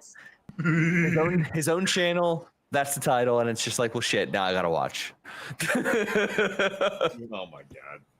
Yeah. It drives traffic towards him. Yeah. You gotta get that out before everybody else does. Like, all right, you want that? Boom! I defeated all of y'all. Yep. Because they're not even gonna look at the name first. They're not even gonna look at who posted it. They're just gonna see the title. I guarantee you, this could be like, oh, That shit, was me. What? I looked at it first. I was like, oh shit, who's talking about Charlie now? And then I looked and I was like, oh, it's Charlie. It's me, motherfucker. See? Gotcha. Surprise! Surprise. Yep. Yo, maybe we should put that for. a What's title even in better there. because his channel name doesn't say Moist Critical. It says Penguin Zero. Yep. So like, So, good next question, because it's actually a follow-up. So, what keeps you watching that one person's page versus, or that channel versus, like, you know, other people who make the same kind of content? oh, we covered this earlier. Yeah, Goji covered this. Personality. Yep. For me, it's like a trifecta of personality, credibility, and Consistency. That's a good one. yeah, consistency is another Like, one. we're here every week, and you guys are here with us. Like, y'all are consistent. Y'all are probably more consistent than we are at this point. There are some content creators who I don't see upload for like a while, but I know that the content is good enough that I will just be like, oh shit, they haven't uploaded in like 4 months. Oh, I know this is Afro gonna be a send you? banger. I said, oh, like Afro send you? Yeah, that could be one of them. Yeah, he's like that. So you want to know? Here's a title that's going to get me to hate watch later. I'm going to watch it and I'm going to be really mad. Bungie announces huge layoffs after fully embracing woke ideology. That's going to piss Oh me my off. god! There you go. That is absolutely That's gonna a piss hate me watch. off. Now we have a full context of what the hate watch actually entails. Well done. I actually that's a full circle. I can Yep. Yeah, really like get ready to put this I up don't great watch in. these videos because I agree with them. I watch them because I want to see what people in other spheres of the internet are saying about things, so that when I hear things, I know like where they're getting their shit from. Yep. Yeah. What their sources are. Gotta see if the conversion to. Gotta see if the grift is entertaining. Yeah, that's true. I mean, like, and you know what? They might make a valid point that I hadn't thought about before. Like, by watching people I disagree with, I might actually hear a take that I hadn't really considered, or at the very least, I can understand the worldview more, so that when I come across people who do believe in these things, I have more context, so I can do research and disarm that misinformation. Yep. Like, I don't like to keep myself isolated, and that's like one of the reasons why sometimes I'll talk a lot about things that like are kind of controversial, and like I'll even sometimes accidentally, like not intentionally, like I'll sometimes like just really talk about it a lot because of the fact that it's fascinating to me to see these other ideas, and like they're like Mike and I got into an argument with the Yasuke thing the other day a little bit, and like it's not because I care about the Yasuke shit or anything. It's just like I'm following this stuff, and these are things that people saying. Like there's grains of truth to the stuff they're talking about, but like they run a little too far with it, and like it's just nuts. And so like what keeps me watching is like two different things. One, if there's people that I know that other people watch a lot and they're getting their information from a lot, I'll watch those. And then people that I personally like, I watch for personality and for reliability. Okay. True. We don't mean to make you sad, V. We don't ever want to make you guys sad. All right, so that actually answers that question. So now, is there something that a content creator could do that would instantly make you a fan? Like, is it like, oh, is it catchy? Like, is the title catchy? You get into the video instantly, like, I'm subscribing right now. I think what's for me, the hook for you? I think the ones that get me are the ones that are just like get me with like that good like belly laugh out of nowhere, or some joke, some humor I wasn't expecting, or some craziness. Like I don't know, like when Meat Canyon started, the dude who makes all the fucked up cartoons. Oh, and I watched my first one. I was like, yo, what is this? I have a question. Need to keep watching more. That was my question. It's like, so segueing from what Eric said, like I won't trust my first instinct at all. I will never trust my first instinct when I see like new content that makes me feel certain that way where I'm interested. I don't trust it. And just like you said, I have to go back in their catalog and start doing what they have in there. Yeah. Like if it's consistent and it has that same feel going through it, then I can more so open myself, say, okay, I like their content. And I will say in passing, well, I'm like, oh, that was dope. That was dope. Let me see. Okay. And then maybe they'll come up again and they'll be like, oh, that okay. So this is what they are. This is what they do. Let me go and do some research and see it. But off the rip, I will never I don't think I always try to keep a wall from content, like new content that I want to consume. I will never let them pass that first wall. Yeah. Sorry, I was gonna say for me, it varies based on the kind of content I'm consuming. I'm trying to find the guy. I don't know if I subbed him the other day or not, but as the streamer Destiny got himself into a bit of a conundrum on Pierre Morgan recently, and there was a guy that did a breakdown on it, and like his content was so thoughtful and really well edited that I was like, all right, I like the way this guy at the very least speaks and thinks. So I kind of want to keep watching him. And then there are other people who have such good production value in terms of like their editing style. Like the editing itself has such a personality. Friendly Yordles, I think is his name. He's an Australian comedian who covers local Australian politics. And he's actually done such a good job as an investigative journalist that he's actually had people firebomb his house. Oh, but his production is so good. What the hell are you at? What was so funny? First of all, what is going on? First, firebombing a house. That's hilarious. No. That's what I saw. No. Australia farming bomb house. You out here sitting here having a good old time. Send it. No. Clip it and send it. Send it. Clip it and send it. Clip it and ship it.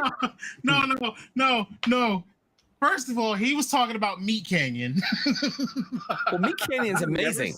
Have you never? No, I don't know what Meat Canyon Oh, is. So Meat Canyon, just as a name, and then Alex comes through talking about breaking down walls, and I'm like, Meat Canyons and breaking down walls sounds wild. And right now, I feel like that would somebody be a needs Meat a Canyon, pause. not Meat Canyon. Either way, somebody needs a pause because I feel like His the name's Diddler's about to Papa run Meat. through God here. damn it! You respect in this house. We respect Papa Meat. I'm just saying that I feel like the Diddler's about to run through here somewhere and do something crazy. Fuck. And we need a pause. Like, I love Meat Canyon. He's like, I because need a of the pause fact for the that, love like, of God. He's got this such the weird, crazy, the unique craziest style. part about it is that, all of us, because we all have the same energy, we all already knew what Meat Canyon was. Yep. Yo, it's so crazy that we already assumed you knew what Meat Canyon was. Damn, I'm surprised bro. you don't know who he is. No. He's You're so the good. outlier here. Like he has his own lane of well, I guess not. What's that show that has the similar art style? I can't remember the show, but yeah, I know what you're talking about though. He reminds me of like his vibe feels like it would belong on like the very late part of Adult Swim. Yeah, it's easy. He feels like he was born for Adult Swim. Like he is like his content is Adult Swim bumps. That literally what his content would be Adult Swim, like Adult Swim Newgrounds. Yeah, that dude. Yeah, like I could picture his. I could picture with a cartoon, but I could see his cartoon being like the intermission cartoon that plays like in between like a block. Yep. Oh yeah, that's how like. And I could see him like doing like weird commercials as like skits for the network. Yeah, when they had those weird ass infomercials or other shit, like how too many cooks pop up at like 4 o'clock in the morning. People think it's a fever dream. Yeah, like, that's the kind of shit. Like he fits that lane of content, and like it's an itch I didn't know I needed scratched until like I saw him, and I was just like, well, this is my new favorite content creator. Yep, that's literally how this is. I think this is just how this goes. In that gap that was left by. For me, I think it filled in that gap that was left by Happy Tree Friends. Oh my god! Yeah, that's right, Tones. It's filling gaps. We got Meat Canyon up in here filling gaps, Tones. He's like someone. He's like someone say it, please. Oh God! Pause. I think for me, that TikTok I sent you the other day is so accurate. Yeah, it was. Because that 911, I'm gonna stick my fingers in. Hey, yo, Paul! Hey, yo! No, he just got stabbed. I just stuck my fingers in the hole. Yo, Paul! Hey, pause! Like, can you just send somebody, please? Hey, yo, I don't know what you got going on over there, but right now you just need a real big pause. Check the Discord. Oh gosh! This is his homepage, like his video page. Like, just look at those thumbnails; they're glorious. Blog page, yeah. I see. I see. For me, That's actually also, kind of disturbing. For me, It's beautiful. I love it. There's like he's on a break from Meat Canyon. All right. The show I was thinking was Smiling Friend. No, he has a weird release schedule. He just had some new stuff come out the other day. He said he was slowing down and taking a break for a while. I think it's because of the whole like demonetization shit that was happening. Yeah, he just made a video like a week and a half ago with the Fantana. Well, that's what I'm saying. I just went to the page. I was like, holy shit! There's videos I have to watch.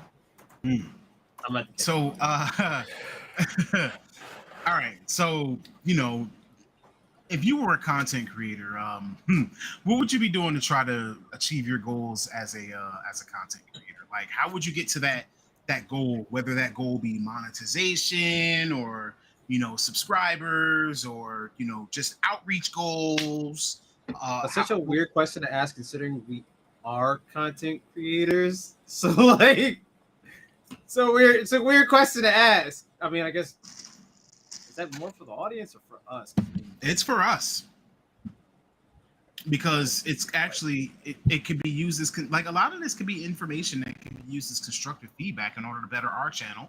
It could be used as something that like it could be giving that key to someone in the audience who may or may not have thought about starting some kind of content creation and not knowing where to start or what kind of expectations that there might be for them.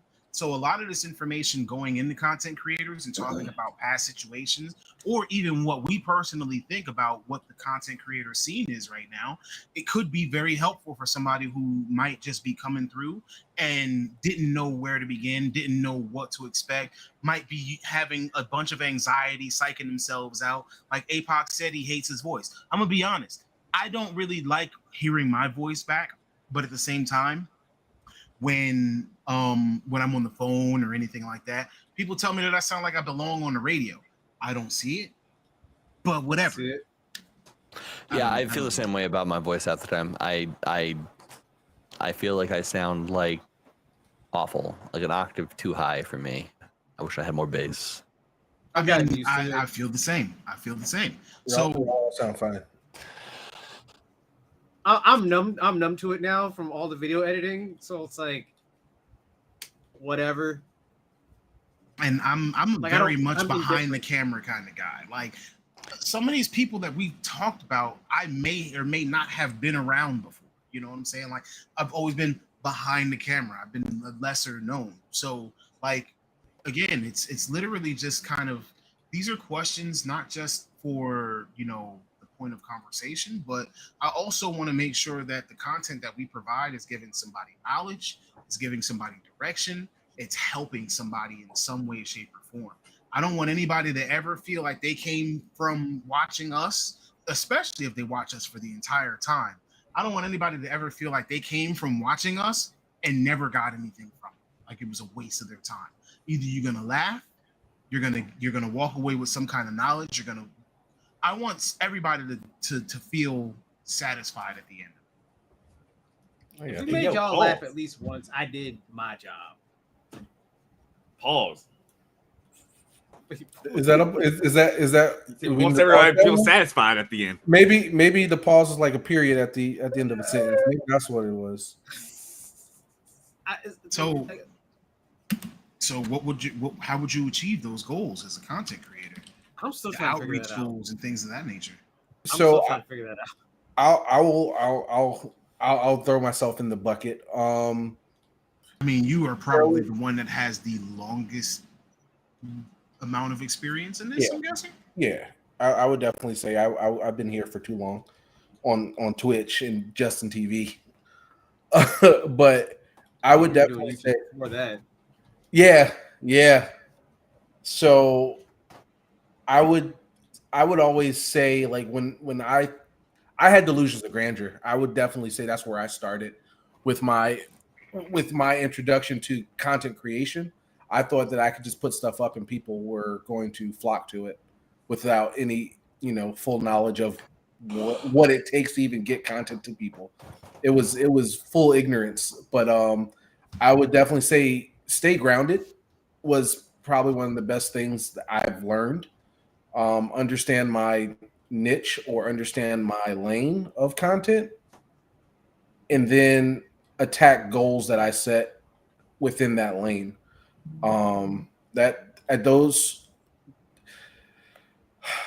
Trying to figure out your goals is going to be harder than actually achieving your goals.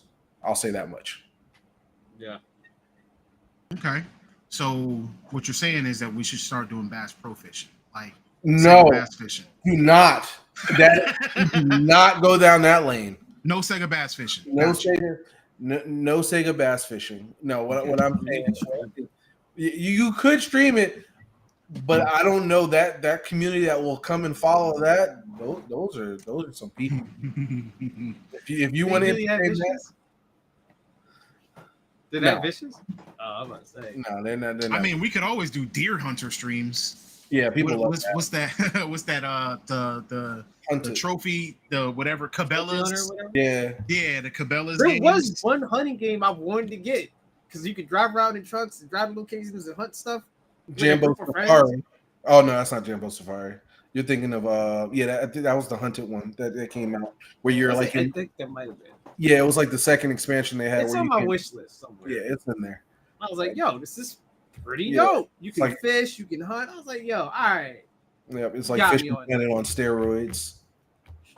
But yeah, I think Okay, so it's harder to set your goals than it is to reach your goals. And one thing I will say is that I think that as a content creator, you should be ever changing, because if you stay in one lane too long, that lane closes. So if you're here and you want to learn what to do, things of that nature, like there could be one day that we actually completely pivot from gaming, or one day where we don't talk about video games, but we might all see, you know, some more merit in a different kind of gaming, card games, mobile games, anything. It could be anything.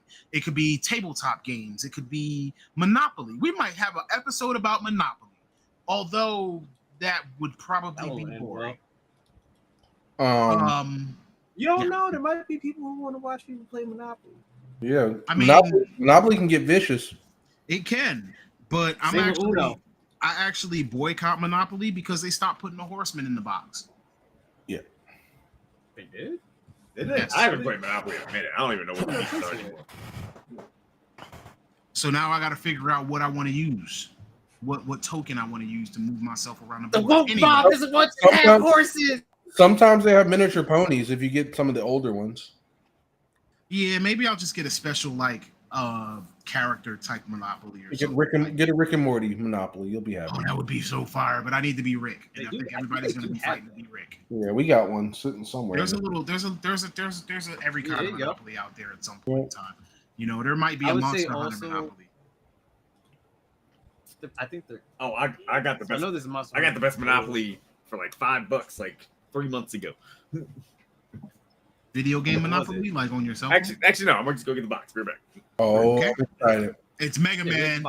It is not. He said it's not. But yeah, I would say. I was gonna say. I think another thing too is that if you are a content creator, is be appreciative of your audience that you have, because these people have decided, out of all people that they want that they could watch, they decided to watch them. Big fact. and even if if it's they like donated, they like, gave their yeah. money to you that they Here's worked the hard thing. for. Here's the thing, which I also had to realize too. It's like, even if your video only has like, I don't know. Oh damn! Oh shit! Beast Wars Monopoly, $5. That is way better than what I was expecting. That ass. I mean, I was fully expecting something like Mega Man, If they made a Mega Man Monopoly, I would have it, but they don't. or like but a Naruto Monopoly or something. But the dope ass thing is it gives you 2 sets of pieces. Like there's Optimus Primal in his transformed form and his animal form, Rat Trap, Cheetor, Dinobot, Megatron, Black Arachne, and Waspinator. You said you got that for $5? Yeah. Where? You only got one? I should have probably bought more. Actually, no, they only had like 2 left. Somebody else grabbed one behind me. No, I was at Ollie's, like random discount chain. My goodness, What is yeah. that? It's like a discount chain Ollie's store. now. They'll just resell stuff from like Target, like other stuff like that. Yep. Oh, that's crazy. Like all the bargain bin shit they try to throw out, Ollie's picks up and they just pop it in their aisles. And I was in the board game aisle. I was like, oh shit, what is this? I was like, it's probably expensive. $5. I was like, it just immediately grabbed it off the shelf. Oh, you can get it for $12.99 on Amazon.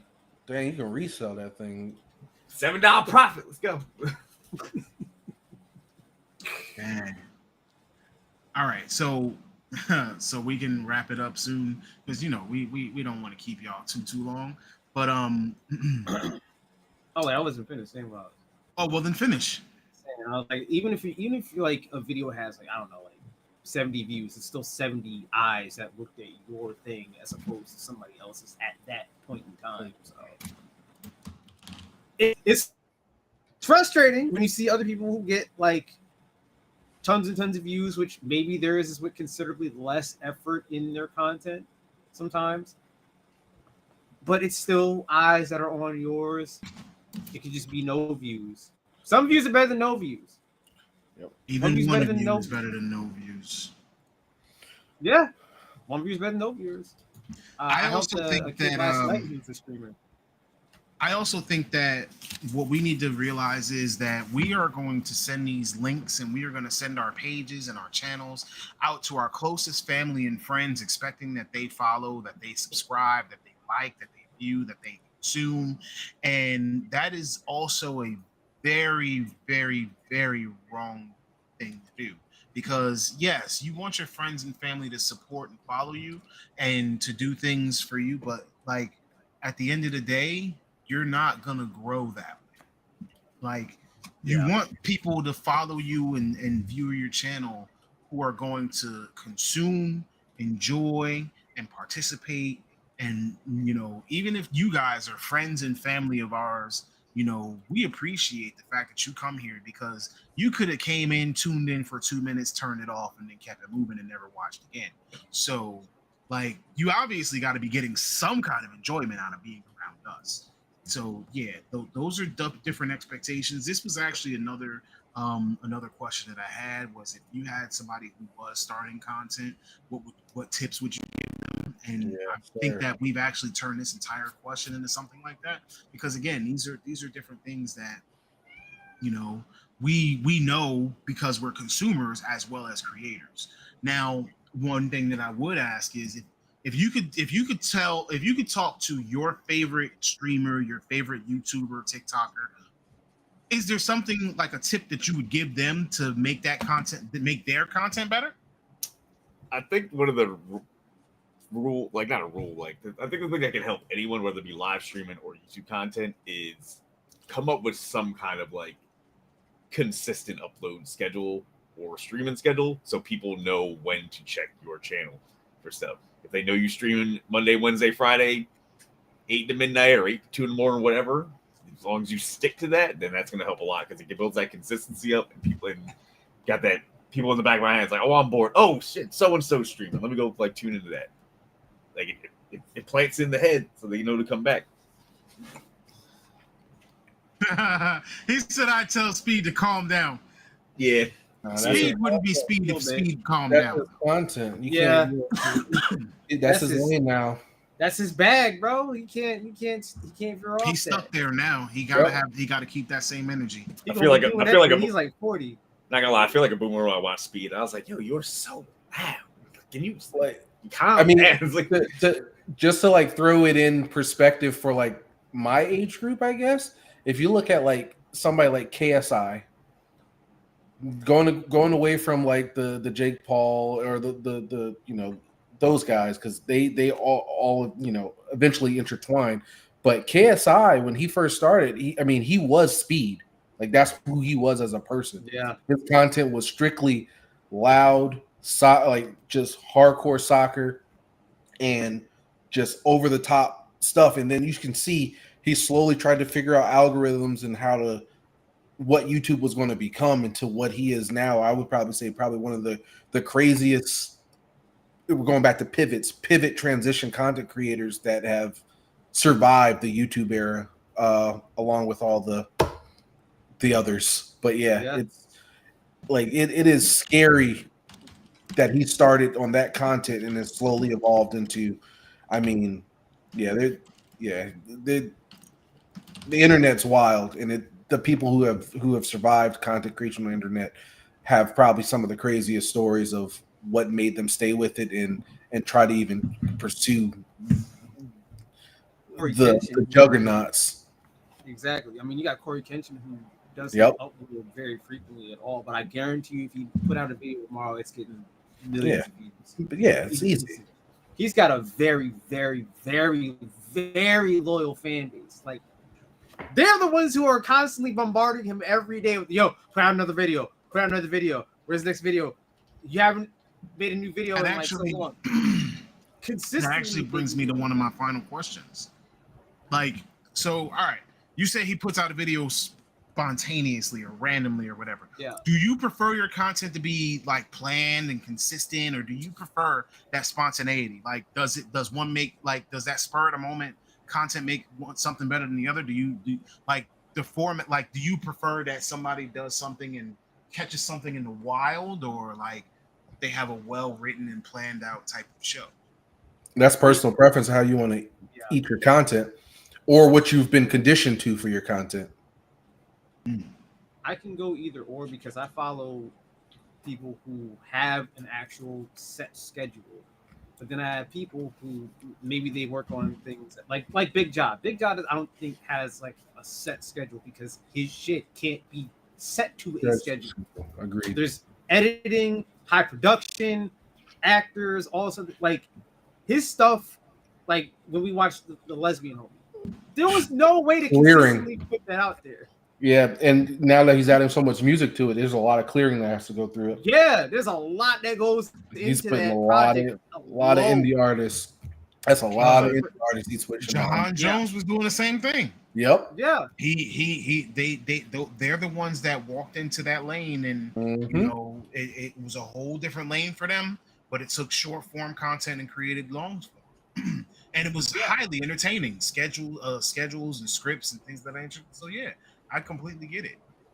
So speaking of that, like, all right, so we've seen like posts about Asmongold's room being a set, Kai's room being a set. Do things like that matter? Like, everybody needs a space to stream in. Like, what if we find out that Time Traveling's entire setup right there is literally a whole set, and he has like production lights and stuff in front of him, and like there's like a whole crew on the other side, which is why his camera looks so good all the time. Jig is up. Damn. I don't know what you're talking about. I am in the void. Exactly. I mean, but does that matter? Should we as consumers care about things like that? Does that make a difference? Is it less genuine content if it's even if it was founded that they were in fake rooms and a fake set, like Asmongold not being in that room that he shows that he's in, you know, and then leaving that set, going to like some kind of huge mansion somewhere? Does that take away from his anything? No. I mean, that's like saying he's still gonna have bad takes. It don't really matter. Yeah, that's true. Right. But no, it doesn't matter, because that's like saying, like, all right, let's say we're moved far beyond our content now, and now we have an actual studio. All of us can be in one central location in a studio. We're all sitting at like a table. Does that make that now any different than what we had before if we're still doing the same thing, but we just studio, camera? Huh? It very much so could. I'm going to flip the script on you for 1 second here. Okay. Why do you think they would do that? Why? Who think who? What? Who? Well, why do you think that someone would go through the hassle of having a set that looks like their bedroom? To seem more authentic. So I don't think so. No, I think it would be so that that's anything that happens throughout the stream would be anything could be disposable or dispensable. Oh, I just thought. I think that could be about like an Asmongold. He's not destroying stuff. Why would he do it? True. Yeah. Now, I would say like I would say a viable reason for it would be to circumvent doxing attempts. That would also be true, or relatability. But I think relatability is the biggest thing. So to answer your question, does it take anything away? If the goal is for relatability, and you find out that they have a set, I think that brings into question, for depending on the level of rapport they've built with their audience, I think that brings into question the authenticity of everything they've seen, from the personality down to the set, down to the relationships with the people they bring on stream. Like how much of this? That's what I was looking for. Damn, I just like thought where it goes back to the wrestling example earlier. It goes back, where does kayfabe stop and end? Start. Scott Hall versus Razor Ramon. Kai Cenat on 4th of July. I just went against what I just said. I just thought about it in my head. I do it all the time. This is why I always tell people, like, sometimes I will change. Like, I will literally start typing a text message. I'll say, no, this doesn't matter. And then by the end of it, I'll be like, so like, this is why this does matter. And then I'm like, you know what? I'm an idiot. While I was talking, I realized I talked myself into the other opinion. And like, sometimes I need to hear myself.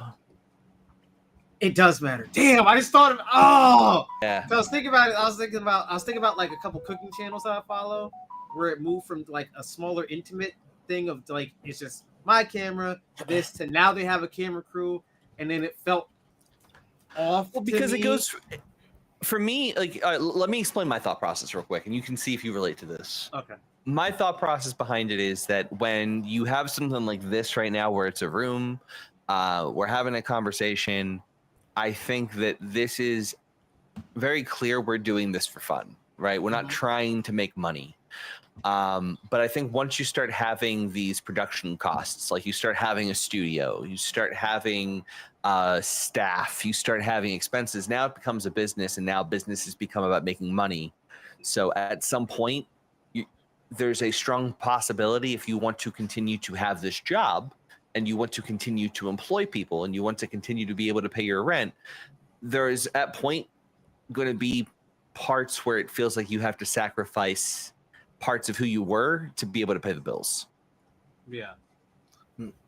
And segueing from that, because we talked about like big pivots.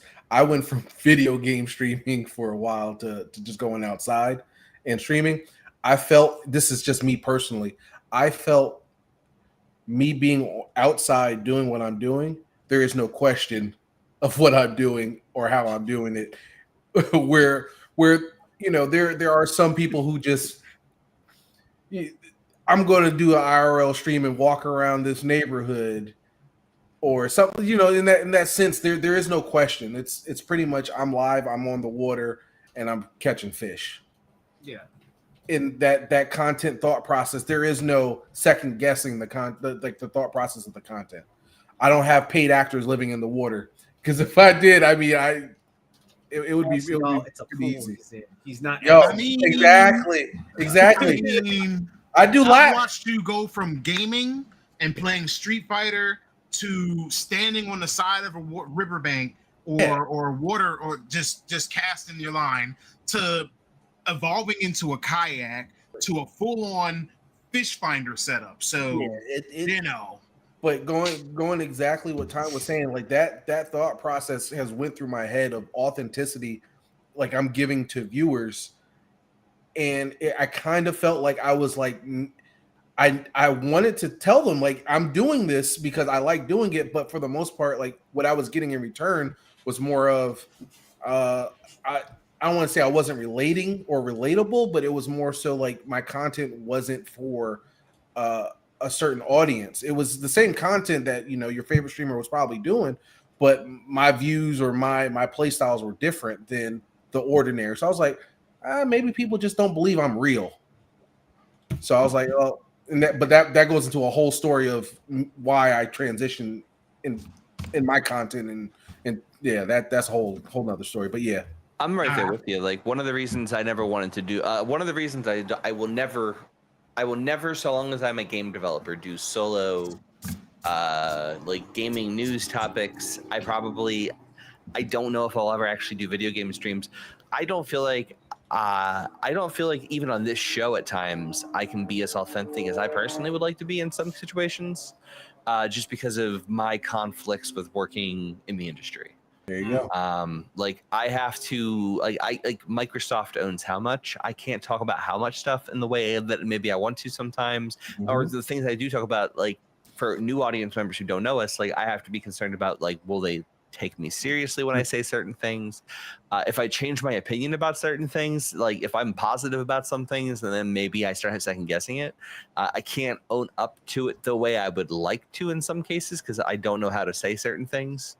So like, I hate actually doing the gaming space. The only reason I do it here is because of you guys. I would rather be doing wrestling or something, because I have no conflicts there. I have no shits to give about who gets mad at me where there. So I can be a little more authentic, I feel like. Which by all means, we could definitely, you know, see a Start Button Wrestling. That was one of something happening, like things in the pipeline.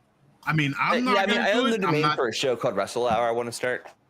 So again, by all means, you are free to do it. I'm just not going to be part of it. I don't know anything about wrestling. You gonna learn. I'll watch, but goddamn right. I just, you know, look. Yeah. I mean, you even got members of the audience saying they love it. So, dude, that wrestling is osmosis. You sit in for what I would say like 2 months and a couple of pay-per-views. you're gonna have your favorite wrestler. You're gonna have the favorite rival. You're gonna have your favorite times. If it already, it's still in you. This year is it's the year. there. And wrestling right now is the best it's been in a decade. Easily. This is the time to get into wrestling. Like, some of these stories. I'll be straight with you. Like, even good. the company that I hate, I don't hate the company because of the wrestling. I hate the company because of the owner. Because Tony Khan's a fucking moron. But I absolutely love the wrestlers on the roster. Like, there's so many good wrestlers out there right now. And the women wrestling, my God, women wrestling. WWE is going to have their own women's division. It's like their own women's brand at some point. Yeah.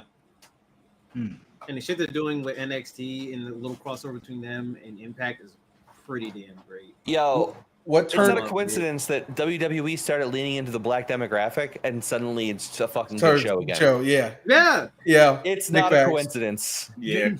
I started flowing back into it right when I saw, I think 2 years ago, where they started doing more scouting for potential wrestlers in the NCAA. Like when they started literally going out looking for athletes and then training them to be actors or actresses and then using that talent. And then it started working. I was like, oh, this is a whole new era. That was the vibe I felt for Montez Ford. That was the exact vibe. I was like, did he play sports? Sure enough. Well, I mean, right now, one of their biggest up-and-coming stars is probably Obafemi. Dude is a fucking beast. That like F5 weird amalgamation of an F5 he's done. They done with the F10 because of how crazy it looks. It's like, yeah. Okay, so as much as we would definitely 1,000%, because I don't see Hustle at the moment, but that's why he's been definitely coming back. Yeah, but I do want to just take the moment to thank all of you guys for joining us today. As we said, we need to appreciate our audience, and we definitely 100% appreciate our audience, and we do everything in our power to make sure that we give you high quality content repeatedly every week. So, by all means, just want to thank you guys for joining us tonight. And you know how I always close things out. So y'all hear? I just we can hear you. You're like far away for some reason. It's blinking in and out a little bit, but what the hell? What happened? Did I disconnect? Y'all stop talking. He's doing a sign off. Yeah. So you're good now. Again, I just want to thank everybody for joining us. We hope you had a great time. We look forward to seeing you again. Who knows what we'll cook up for next week, but I think that everybody here did an amazing job, especially with just being able to talk about content creation. Like, I didn't really feel like we had to tiptoe around anything. Just literally could talk and be ourselves, and that's kind of what I wanted to bring you guys today. Was good conversations, something that was enthralling, something that was thrilling, something that was educational. So hopefully we can come up with something like this for you in the future. Anybody else got any last words? If you're on the fence about content creating, create the content, post it. God bless Samantha Irvin. I agree with that. No, you can spam all night. I don't care.